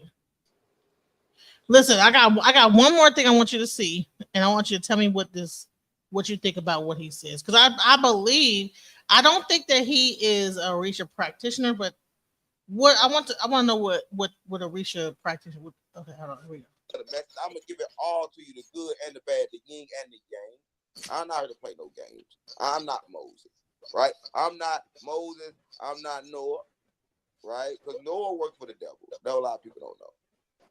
So here's the question: have you ever had a near-death experience? Like, even though you already did, have you ever experienced near death? I'll be real. Yes. I try to die every day. Sometimes it don't work. But like, if you don't recognize that light is you, you're gonna come back in this body. So when you meditate after 15, 20 minutes of silence and nothing repeating, your soul elevate, and your body will feel like it don't exist. And your head, all thing you really feel is your head. But you know your body can't move, like it's still. Cause a lot of people don't know in death. Can I give you my experience? And let me go further. Let me for mine. right? When you thought about Well, that, thought, you no, gonna there's die. a point that I was trying. Hold on, I'm Hello? gonna go. It's like some weird. He's saying that Your death, phone keep going. that death. Once people sit around and think like, oh, every thought don't create my reality, they don't understand. See, when people understand that I don't have no future, that every thought and every decision kind of like open that door for me, they gonna really pay attention to what they do and say, right? But a lot of people think like a game. Even all the church people, they in there confused. They don't understand they stuck in a world that's being controlled.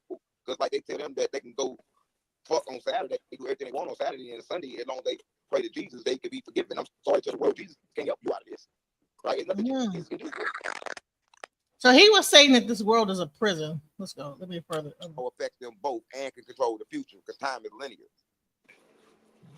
You know, there's an actual movie out like that. And the guy that made time, he came down here, and when he made time, he put the first clock down there. You can see the clock if you study down there. They have the first clock, and down in the Egyptians down there, they have the first clock. And he kind of like showed people time because people didn't understand that there was time, so people didn't care because your mind they live for a long time. And when he showed them, I disagree. and told them when they died, it kind of. All right, let's go. Time was invented by women. They have a Time cycle. was invented by women? Yes, they have a cycle. They bleed. And so they start to pay attention to the moon, and they notice that every time this moon gets getting full, they get getting ready to bleed. And so they start counting that shit. And they start being about time. That's why till today, even right now, women are more time orientated than men are. Men could give a fuck about what time of the day it is. We ain't had nothing to do, and time doesn't affect us. Now, time does not exist beyond this planet, because if I took you off this planet and put you in the middle of the fucking space, right above the earth, you would not know what day it is because the sun would not go anywhere. It would be right the fuck there. So you wouldn't have no contrast.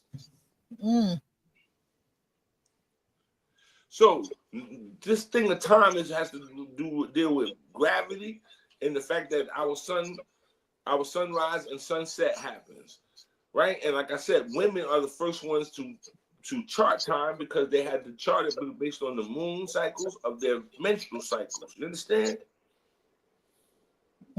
Yeah. Time is circular. What you do in today not only affects the future, but it also affects the past. Wow. So it changes. Yeah, of course. Right. So even if you could time travel, if you went back to where you thought a certain event happened, it would not be there because time is constantly moving. Does that make sense? Yes. It's changing. It's like a stream. You can never go to a river and get the same water. It's always different. Wow. So that's why time travel cannot exist really in reality, because it's always changing. Yeah.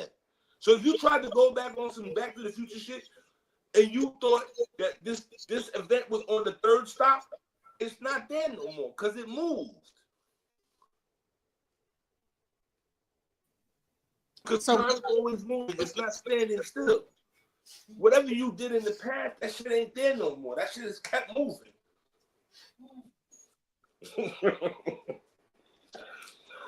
Yo, they're gonna think I'm crazy. I swear to God. Anyway, listen. To answer, who was it? Somebody said something. They said, "Oh, a new woman said it doesn't always come from trauma." I disagree. Just because trauma doesn't necessarily have to be something that was so, like, eventful. The one thing that human beings have neglected is your sense of smell. As a straight man, for me to engage with a man, I would have to first get over the smell. I don't like to smell another man. In my brain, that immediately makes me start to swell up to be like, yo, man, you can't be your jaws around this motherfucker. What you doing? So people who are able to necessarily engage with the same sex at some point have had some sort of experience with that sex, and the scent was something that gave them the memory that they thought that shit was okay. I promise you that. So I used to have a homeboy. Hold on, this is real quick. I used to have a homeboy in the hood. His first experience with a woman was in a gangbang. Like there's a girl in the hood and she just give all the niggas in the hood some pussy, right? And the girl was musty because she was having sex with 5 or 6 little niggas. One day my man said something that was mad ill. He said, yo, and this is real talk. He said, when I jerk off, I sniff my underarm because it smelled like her. And when he said that, we all laughed at him. But later on, as an adult, I thought about that shit, and it's because the smell of her is what reminds him of his first experience. So now that smell is what turns him on, because we have something that called pheromones that people don't even acknowledge. And this is what gets older men in trouble with younger girls, because they can smell their pheromones and they know that that girl is ready. But society says, nah, my nigga, that shit ain't ready. You can't pluck that flower yet. And this is why human beings have the problems that they have, because they do not deal with their instincts and the things that really make them tick.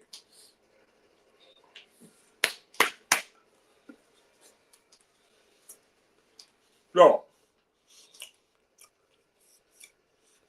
that guy, we don't mix. We like oil and vinegar. And I'm going to be slick like oil.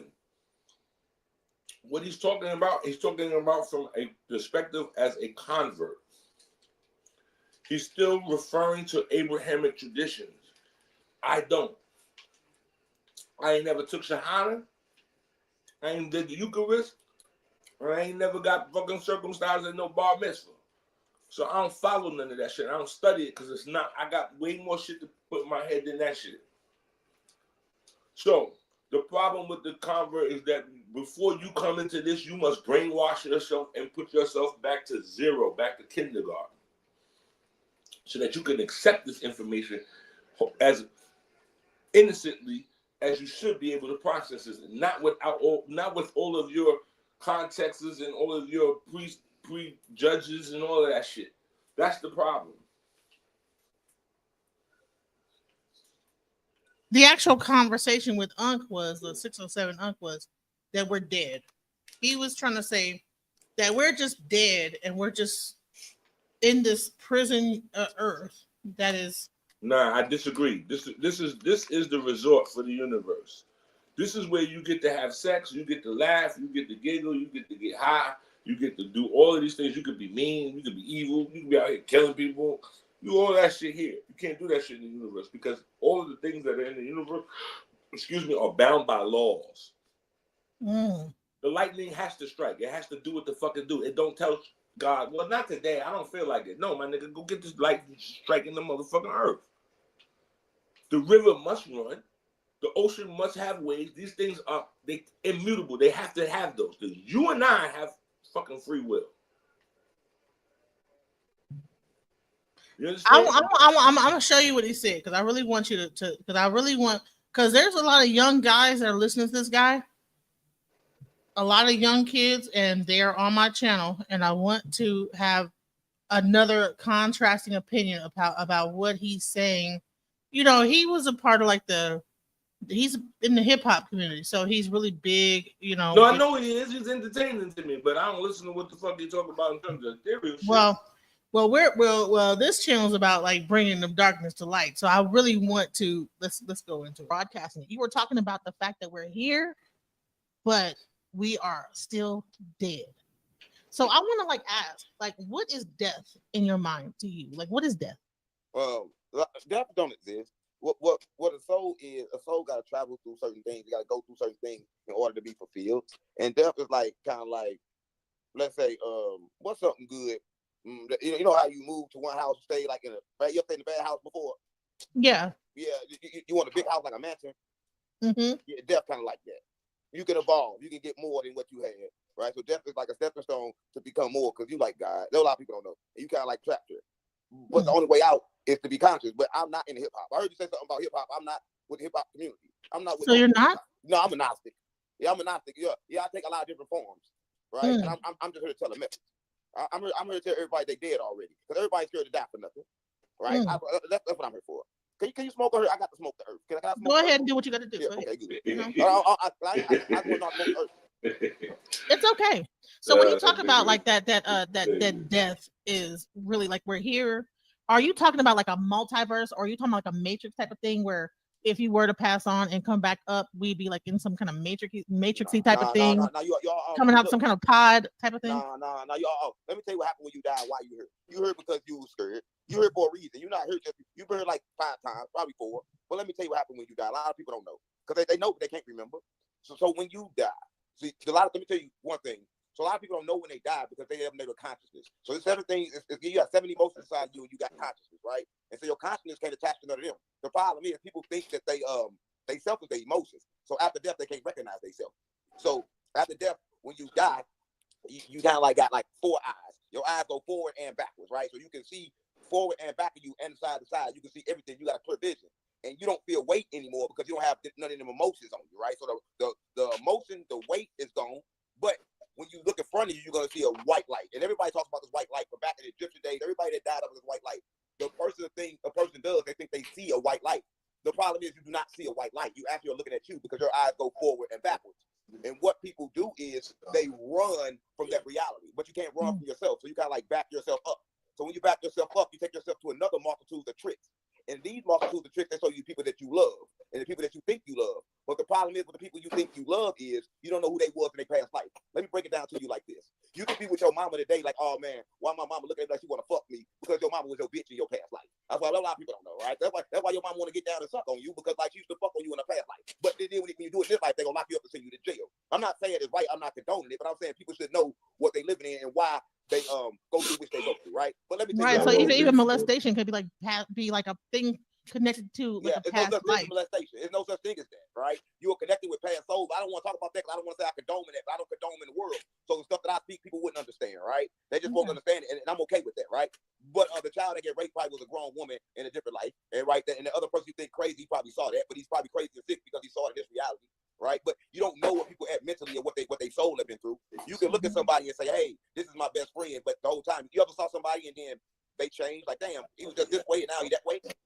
Right, and that's what I was just saying is like that. I feel like that sometimes even like living, we'll be like alive, but like right, the world will end in that moment, and then we'll be in another world. Right, so stop there. So in the book of the dead, and everybody knows this. So the illusion that you go through is kind of like right now. So everything is not. Everybody think everything is external, but it's all internal. Everything is a reflection of what you think and feel. The same thing in the afterlife, right? So now you're gonna get to seeing demons, right? And when you see these demons, you have to be master your good and your bad. So when you see these demons, this is your bad side because you didn't go towards the light. It still give you 2 more ways to get out, right? Now imagine this. Now you didn't go towards the light because you got afraid, right? You didn't understand the light was you, right? Secondly, now you on earth. You think you on earth, and you see everybody you think you love. You can't. Now you attached to them, so that didn't work. Then we try to put you through the problem so you can see all your demons and all that. That didn't work. Fuck you, then die. Get another body. We're gonna make you forget. So do you think that Earth is a prison planet? Earth is a prison. Earth is a prison made by the fake God. But the crazy is he's retarded. He's stupid. He don't know it's another God. You see, when Sophia made him, see the God. Okay. See. Oh. See. All right. Again. So my near-death experience, I don't know what the fuck they talking about. The only thing I ever saw was the same thing that I can remember last, and it just kept going on and over like a loop, right? Apparently I was possessed because my man that was in the car with me when we was in the car accident, he was turned into somebody else, and then I was like, oh, okay. And that happens when you have, like you said, there's any type of trauma, your spiritual guides will step in as protectors, right? Now, I don't like to talk about death because I don't know what the fuck is on the other side. I mean, I talk to dead people, but I'd rather say I don't know before I like talk so sure about it. And I actually began to tell him about a near-death experience I had, and he didn't want to hear it. What I'm saying is, I talk to dead people, and when you ask them, they get funny. They don't. That's none of your business. You want to know what's over there, then you gotta die. Really? Wow. Oh, so when you talk to them, they like don't ask that. They just be like, they get funny. They can be like, what? They act like they ain't hear what you said. Right, and you actually do the work. Yeah, you are a Oba Oriate. You do spiritism. You do. No, I'm a spiritualist. I'm a medium. I get possessed. So every day there's a dead man that if I look around on some kazoo shit, he around, right? And every once in a while he puts his input in about the most mundane shit, I promise you. Like, you should buy them eggs. I'm like, shut the fuck up. And then I don't buy the eggs, and then 2 days later I need eggs, and this nigga be laughing in my fucking house. Told you should have bought them eggs. Yeah, exactly. Right? So, I don't know, like that, like, see, I don't go where there's no, excuse my language. If that shit don't put no interest on my dick or no zeros in my bank account, I don't give a fuck about it. Like, what? Why are you worried about that shit? Because that shit is bigger than you. So that goes into a story that a girl told me. My cousin is here. He witnessed to this. This girl said some real profound shit to me one day. She dropped the story on me. There's a man, and he's walking on the beach, pondering God and life. And as he's walking the beach, he sees a little girl, and she got a bucket and a little shovel, and she's digging a hole. And she's digging the hole, and every once in a while, she take the bucket and she go get some water and she pour it in the hole. So the little girl then took his attention off of whatever he was pondering on so much that he starts to observe the little girl, and he observes it to the point that he's like, "What is she doing?" So finally, he gets up enough courage to go and ask the little girl, "Hey, little girl, what are you doing?" She says, "I'm going to put the ocean in this hole." He laughed. Ha, ha, ha. He said, "Don't you know that's impossible?" She said, "The same way you trying to put the mystery of God in that little head of yours." Why are you worrying about it? I don't talk to niggas that get all spacey. I don't fuck with space cadets at all. You better show me something. Don't tell me it's about some inky and none of them niggas and you can't call that nigga. Get the fuck out of here with that shit. Because I could go somewhere. So the reality is that I could go to Brazil and not be a priest of Candomblé, and they could be doing something to one of the Mauritius, and I'm going to know exactly what the fuck is going on based on the culture. I know what they feeding the motherfuckers. I know what the colors they got on. I know his behavior. I'm very clear. I'm like, oh, that's such and such. Right? Yeah. Get up, and then I could go to Yoruba land and find one of them little towns, and some Orisha gonna come down, and I could be able to recognize that shit. Like, oh, that's such and such. Right? Mm-hmm. I go to Haiti, and they could start doing Vodun. And I'd be like, oh, that's such and such, that's like such and such. Mm-hmm. Okay.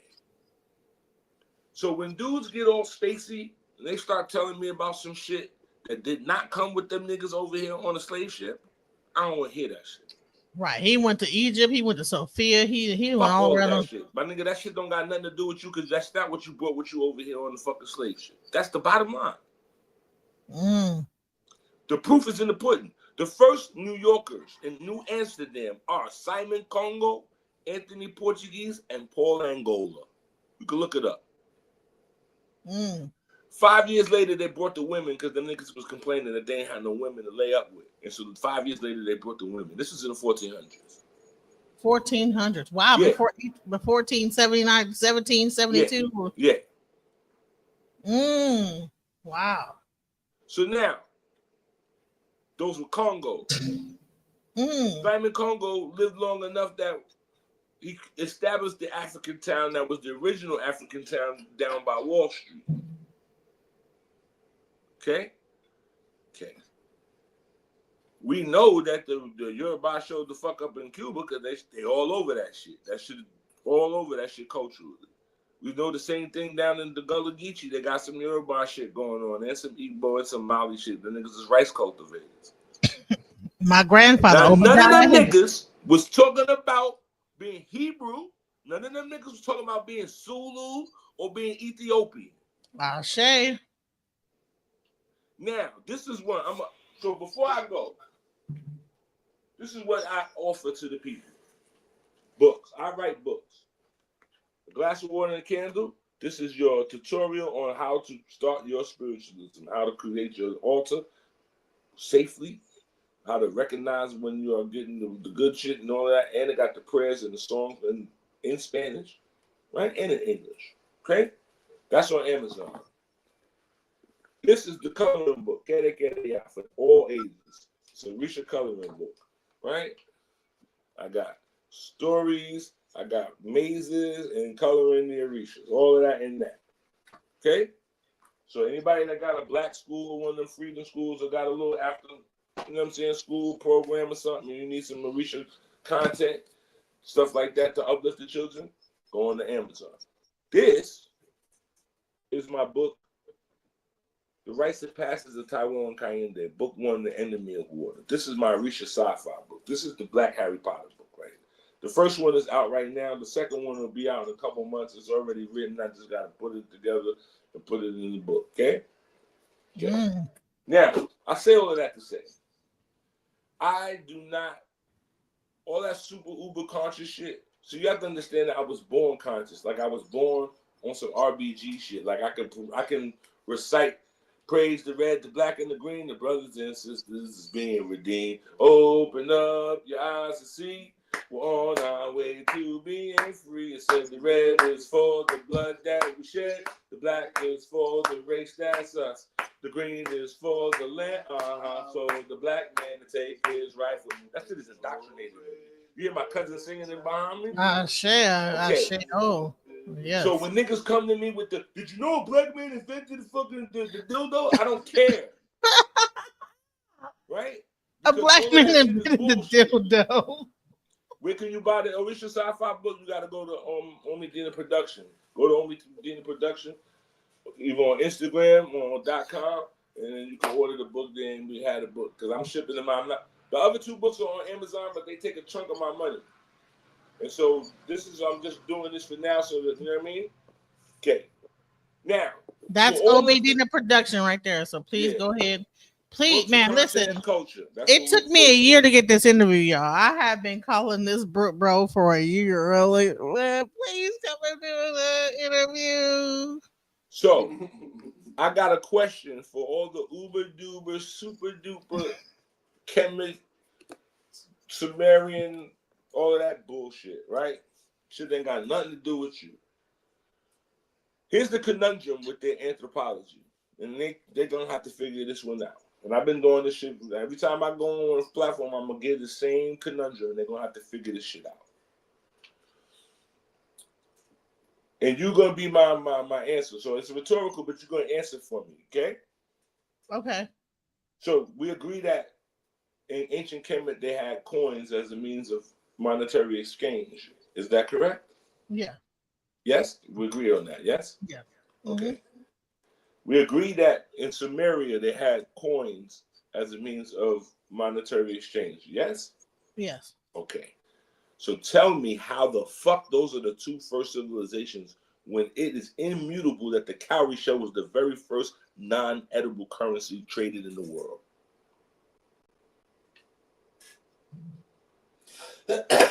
Ain't no fucking cowrie shells in the motherfucking walls of the tomb, of the pyramids. Metallurgy came way later. So tell me, how is it that it's immutable? And this fact is immutable because even to the point that the Chinese used cowrie shells, that when they started to cast coins, they called them brown cowries with holes in the middle. So tell me, how is it that Sumerian Kemet are the first civilizations? So I'm gonna need all of the comic book reading niggas, the Bible reading niggas. I need to riddle me that. This is in your encyclopedia. You could Google this fact. Why you on things and tell that brother, you don't know what he's talking about? Put it in the Google machine. The cowrie shell was the first non-edible. We were talking about earlier, salt, then corn, then grain. But the commutable fucking exchange was fucking cowrie shells. So how did they usurp the cowrie shell and get the coins? They had to been after, correct? Absolutely. So that means that all that shit that them niggas been talking about is all bullshit. Again, we could say what we want to, but the Orisha traditions, they participate in us looking at each other right now on this thing right now. This is made up of ones and zeros, which is a binary system that the Yoruba cultivated based on their own De Lagoon system. Point blank, period. And now you have AI. Ancestral intelligence. Ancestral, not artificial, but ancestral intelligence.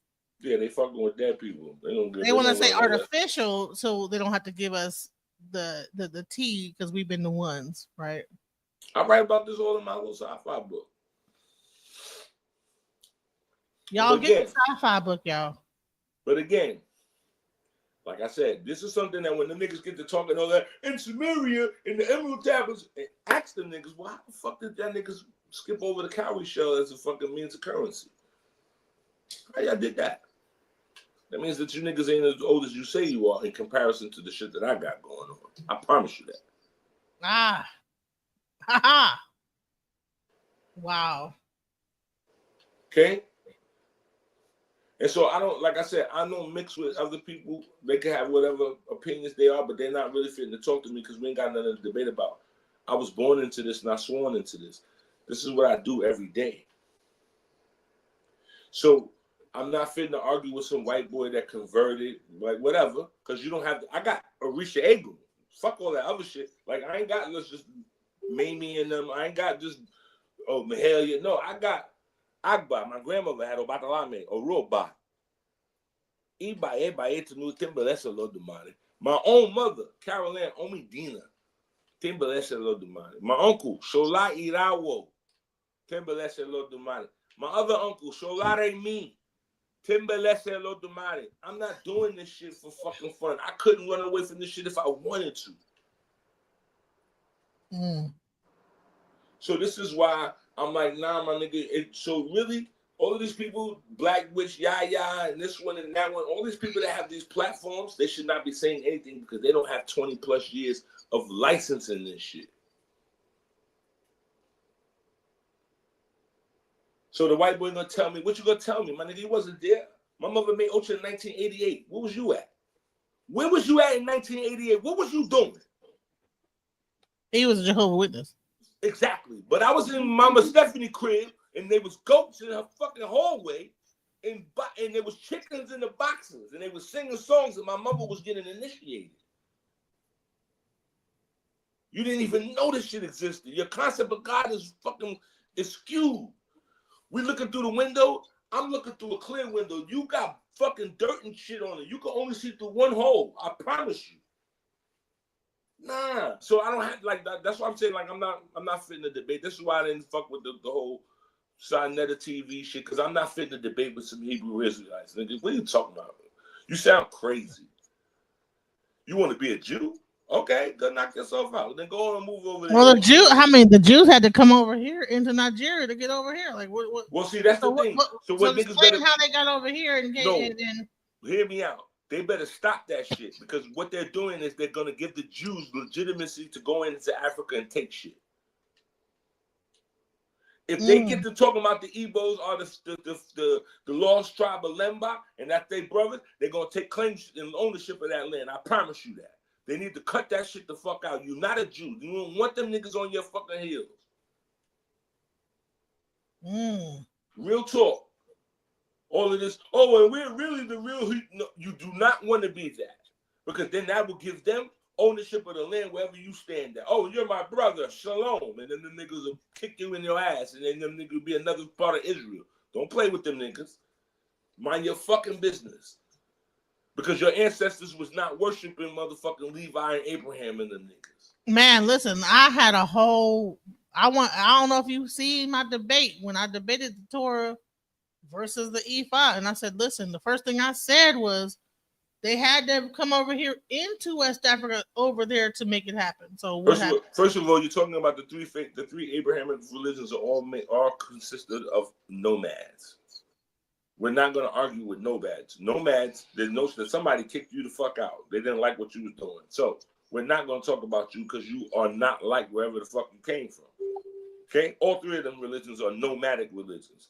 So that denotes that you don't have no civility, that you don't have no civilization. You have no society.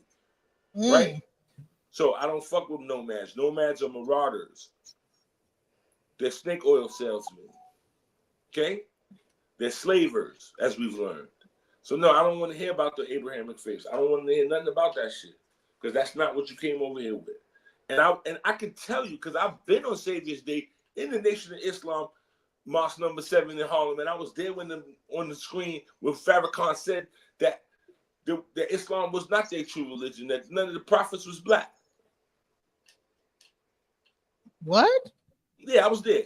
This had to have been like Savior's Day, like 2007. That none of the prophets, none of them were black. No, none Bilal, that's the only one you're gonna go on. Right. So again, I'm not arguing with people who are invested in comic books. You bugging out. You got your folklore from a comic book. That's from somebody's imagination. Because you don't have not one great. So all these great niggas that you niggas got from all of this, you ain't got Muhammad's grave, you ain't got fucking Abraham's grave, you ain't got motherfucking Jesus' grave, but you niggas love these niggas so much? That's not how human beings act. You somebody bad, niggas gonna put you in some kind of motherfucking mausoleum and be like, look at that nigga, he's so great. So the fact that you don't got none of your fucking characters from your folklore is bullshit. Now, it is a known fact that in Ile Ife, them niggas gotta do the wash bones in that motherfucker. Okay? So we ain't got nothing to talk about. Again, you can tell me about the pyramids, they look great, but you can't build pyramids in the fucking forest. That means you gotta cut the trees down. And if people that believe that the trees are sacred, they're not gonna cut the trees down to make no pyramid. Remember that. Okay?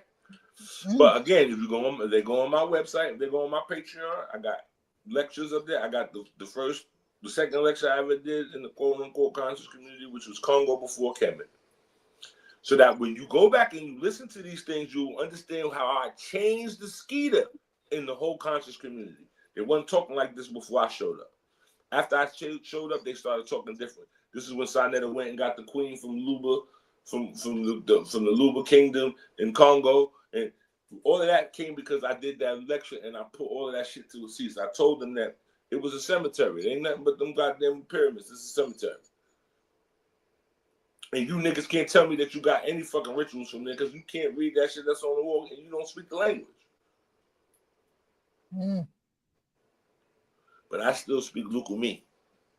So you can say whatever you want to about Oyo and its demise, but I'm here in America and I speak Lucumi. That's the whole fact. And I did in my first lecture, I told them niggas, I said, well, why don't you niggas sing one of them comedic songs? They could. We got no songs. We ain't got nothing. Right? But I can sit here for half an hour and sing for one Orisha. In a quote-unquote dead language? Come on. I mean, like, dead language, right. Yeah, again, let's just make it make sense. Like, you know, I've been around all these conscious niggas all my life. The African Street Festival, BAM, Brooklyn Academy of Music, Dance Africa, the Kwanzaa festivals, all that shit. I've been at all of this shit. I seen the conscious niggas with the fucking dashikis and the dreadlocks and all that. And they didn't want to fuck with the Orisha people because we was killing chickens because that shit get real. And that shit is real. Yeah, that's when they get real because niggas don't want to have to take no life. They want, oh no, because Emotep wouldn't even kill a fly and all that bullshit they start talking. Like, my nigga, don't sell that shit to me. Right. Is you hungry, nigga? Is you hungry? All of that shit about Egypt, but that nigga was initiated in a con. Exactly. So, like I said, so I'm about to get out of here because I gotta go get, you know what I'm saying? Get some food and stuff from me and the peoples. Like I said, I'm gonna keep it square bean because this is my tradition. I ain't gonna change. I don't need to put on a dashiki. I don't need to put one of them funny hats with all the rubies around and niggas looking like fucking, you know what I'm saying? Like what's the Swami Muhammad and shit. I ain't gotta do none of that. If you come in my presence and the dead nigga get to talking, I'm gonna be like, yo, he said it, and then we're gonna have a conversation. If you come in, I throw some shells for you, the Ocha gonna talk right about what's going on. Sure. I'm not gonna put on no extra fucking, I'm not gonna bang on no drums for you, put the mask on and scare you. I ain't with all that shit. Honey, you initiated me, so I know that's the reason why I said, listen, I need to talk to you and let people know who you like. I mean, if people didn't see your stuff in the past, they need to look you up. Brother Oba, look him up on YouTube. Look him up, okay? Omi Oba Ade production. Omidina, that was my mother's Ocha name. Omidina, she had Yamanyame. Oba Ade production. OMIDINA_PROD@gmail.com or OMIDINIPROD.com. And you do initiation, you do readings, you like do initiations. Yeah, so you do all because of the COVID situation, I do readings over the phone for people, but I charge more than over the phone than I do in person because it's not my custom. And so if you want that convenience, you're gonna have to pay for it, right? So I charge $200 on the phone and $100 in person. You can go to my Instagram. I got my Instagram. One of them is Ekun7, EKUN7, or you could go to the business page, which is Omidina Productions, on Instagram on .com. I got about maybe like more than 30 to 40 lectures on there. How to make baths, like just simple stuff that, you know what I mean? I'm not giving up no spells. I ain't teaching you how to put your baby daddy dick in the dirt or none of that shit. We ain't doing that. right. That's not even what it's about. Like, listen, and also below this whole video is all of his links. So if you guys get a chance, go ahead, check out his links. They're below this video on the bottom. Go check him out. Like I said, he initiated me into Olokun. So this is not a person. I'm not bringing somebody on that I have not tested, tried, dealt with my own self. For clarification, so that they understand, I was made to Chango in 2005 in Havana, in Central Havana, on Subriana Street. My godmother is Oba Ade Dayo, Martiga Sanchez. She lives in Florida somewhere. We don't speak because I came with batteries included, and so there was nothing for her to do with me. You know what I mean? And she's an older woman, so she don't keep up with me. My Ajibona in Ocha, I speak to her all the time. I speak to her at least once a week. She lives in Havana, Cuba right now. Right? I was made there. I went back after like 11 years and I connected with my Ajibona, and I've done officiated ceremonies over there. I've officiated misas over there. I have people from over there that are here now that I'm saying I keep an eye on that are in my little cadre of santeros that I have available to me. And I got a whole family. I got an aunt. The last living adult of my mother's generation is my aunt. She has Chango made for 45 years. Okay. And then all of my cousins have Ocha. So that's just in case, because there'd be somebody that be hating, be like, well, who do? No, I've been in that. Like I said, I was taught first off in my younger years to be around Barbara Renard Simmons, Alfred Davis, Jose Manuel Oyadina. I'm like me and Baba Yomi son is like brothers. That's my guy. I could go in the Yomi house like that. I was groomed by Facundo. I was groomed by Puntilla. I was groomed by Abuelo. I was groomed by Rogelio Guinar Oshuni K. I was groomed by Guini Me Tonico.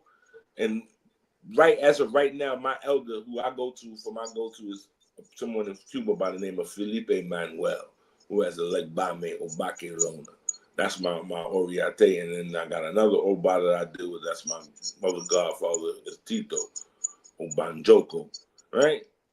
And those are my current professors. Those are who, if I run into a brick wall, those are the guys that I could get on the phone. And at the most 2 days, I'm gonna get a response. You feel me? So if anybody out there is like, well, what are his qualifications? No, I got qualified by some of the best, right? And I've been around all over. I was with Puntilla. I went in every house in the Bronx, from Jessup to the Candela house to fucking Bronx River to Crows, Fratelli, all of that stuff. I was there with Puntilla when they was playing them tambors in the late 90s, early 2000s, when that was the end of the era. Okay? So, my qualifications. And you also work with the Oyotunji? Nah, I don't really bother with the two. Like, I got some friends from out of there, but I don't agree with the Oyotunji. I don't agree with their politics and their style of Ocha. And so I don't cross-pollinate with none of that shit. Yo soy Lucumi, right? My Ocha is Lucumi. I was born in Cuba. And that's what I do. I don't let them be putting nothing extra on my stuff and then Can't put no Ishe nothing on it. Nah, I don't need it. Feel me? Right. Right. So, man, this has been an awesome live. Man, we have went all over the place with this whole thing. This is awesome. I'm so excited. I'm so happy. No, I'm gonna come back. You know what I'm saying? But we gotta bring you back. Feel me? We gotta bring you back. We gotta bring you back, and yeah, I want you to come down here. You know, you already know what's up. So. Well, you know what it is. All right. Much love. Yeah, I'm like I said. You know, the love. You can sock it to my pocket. You know what I mean? Go get them books. It's fair exchange, no robbery. You know what I mean? I ain't asking you for no donations, for no building funds, and nothing like that. You get the book. The book is repertorial. You can go back and look at it. The coloring book is entertaining, even just for old people that have, you know what I mean, suffering from Alzheimer's and arthritis and things like that. These are good exercises. And the last book is going to be epic because this is a series of books. I'm done with the second one installment to that book. It should be out soon. But this first one, you got to get with that to get in the universe. You feel me? Ashe. Listen, this has been an awesome live, and I thank you so much. Shouts out. I really appreciate you for being here. This has been awesome. No, you've been a good host. And like I said to the people, I got my info is there. You know what I'm about. You know what I'm saying? I'm straight old school orthodox. You know what I'm saying? But my honor and my humility is bound to this religion. I'm not gonna, you know what I'm saying? I ain't in it for the money. So, but you still gotta sock it to my pocket. Because I'm gonna teach for free. You know what I'm saying? If you're around. But if you ask a question, then you know it got to be some reciprocity. You know what I mean? Real talk. Listen, you are alchemizing energy from darkness to light. Shouts out and peace.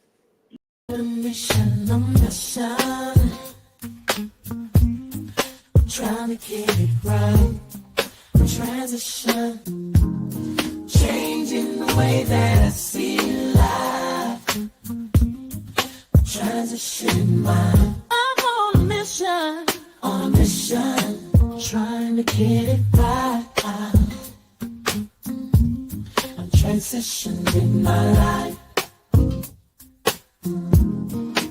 Making a transition. Ooh, making a transition. Ooh, ooh, ooh, ooh, ooh, ooh. Making a transition. Ooh, ooh, ooh, ooh, ooh, ooh, ooh. Making a transition. Ooh, ooh. Turn a mission. I'm on a mission. I'm trying to get it right. Changing the way that I see life. Transitioning.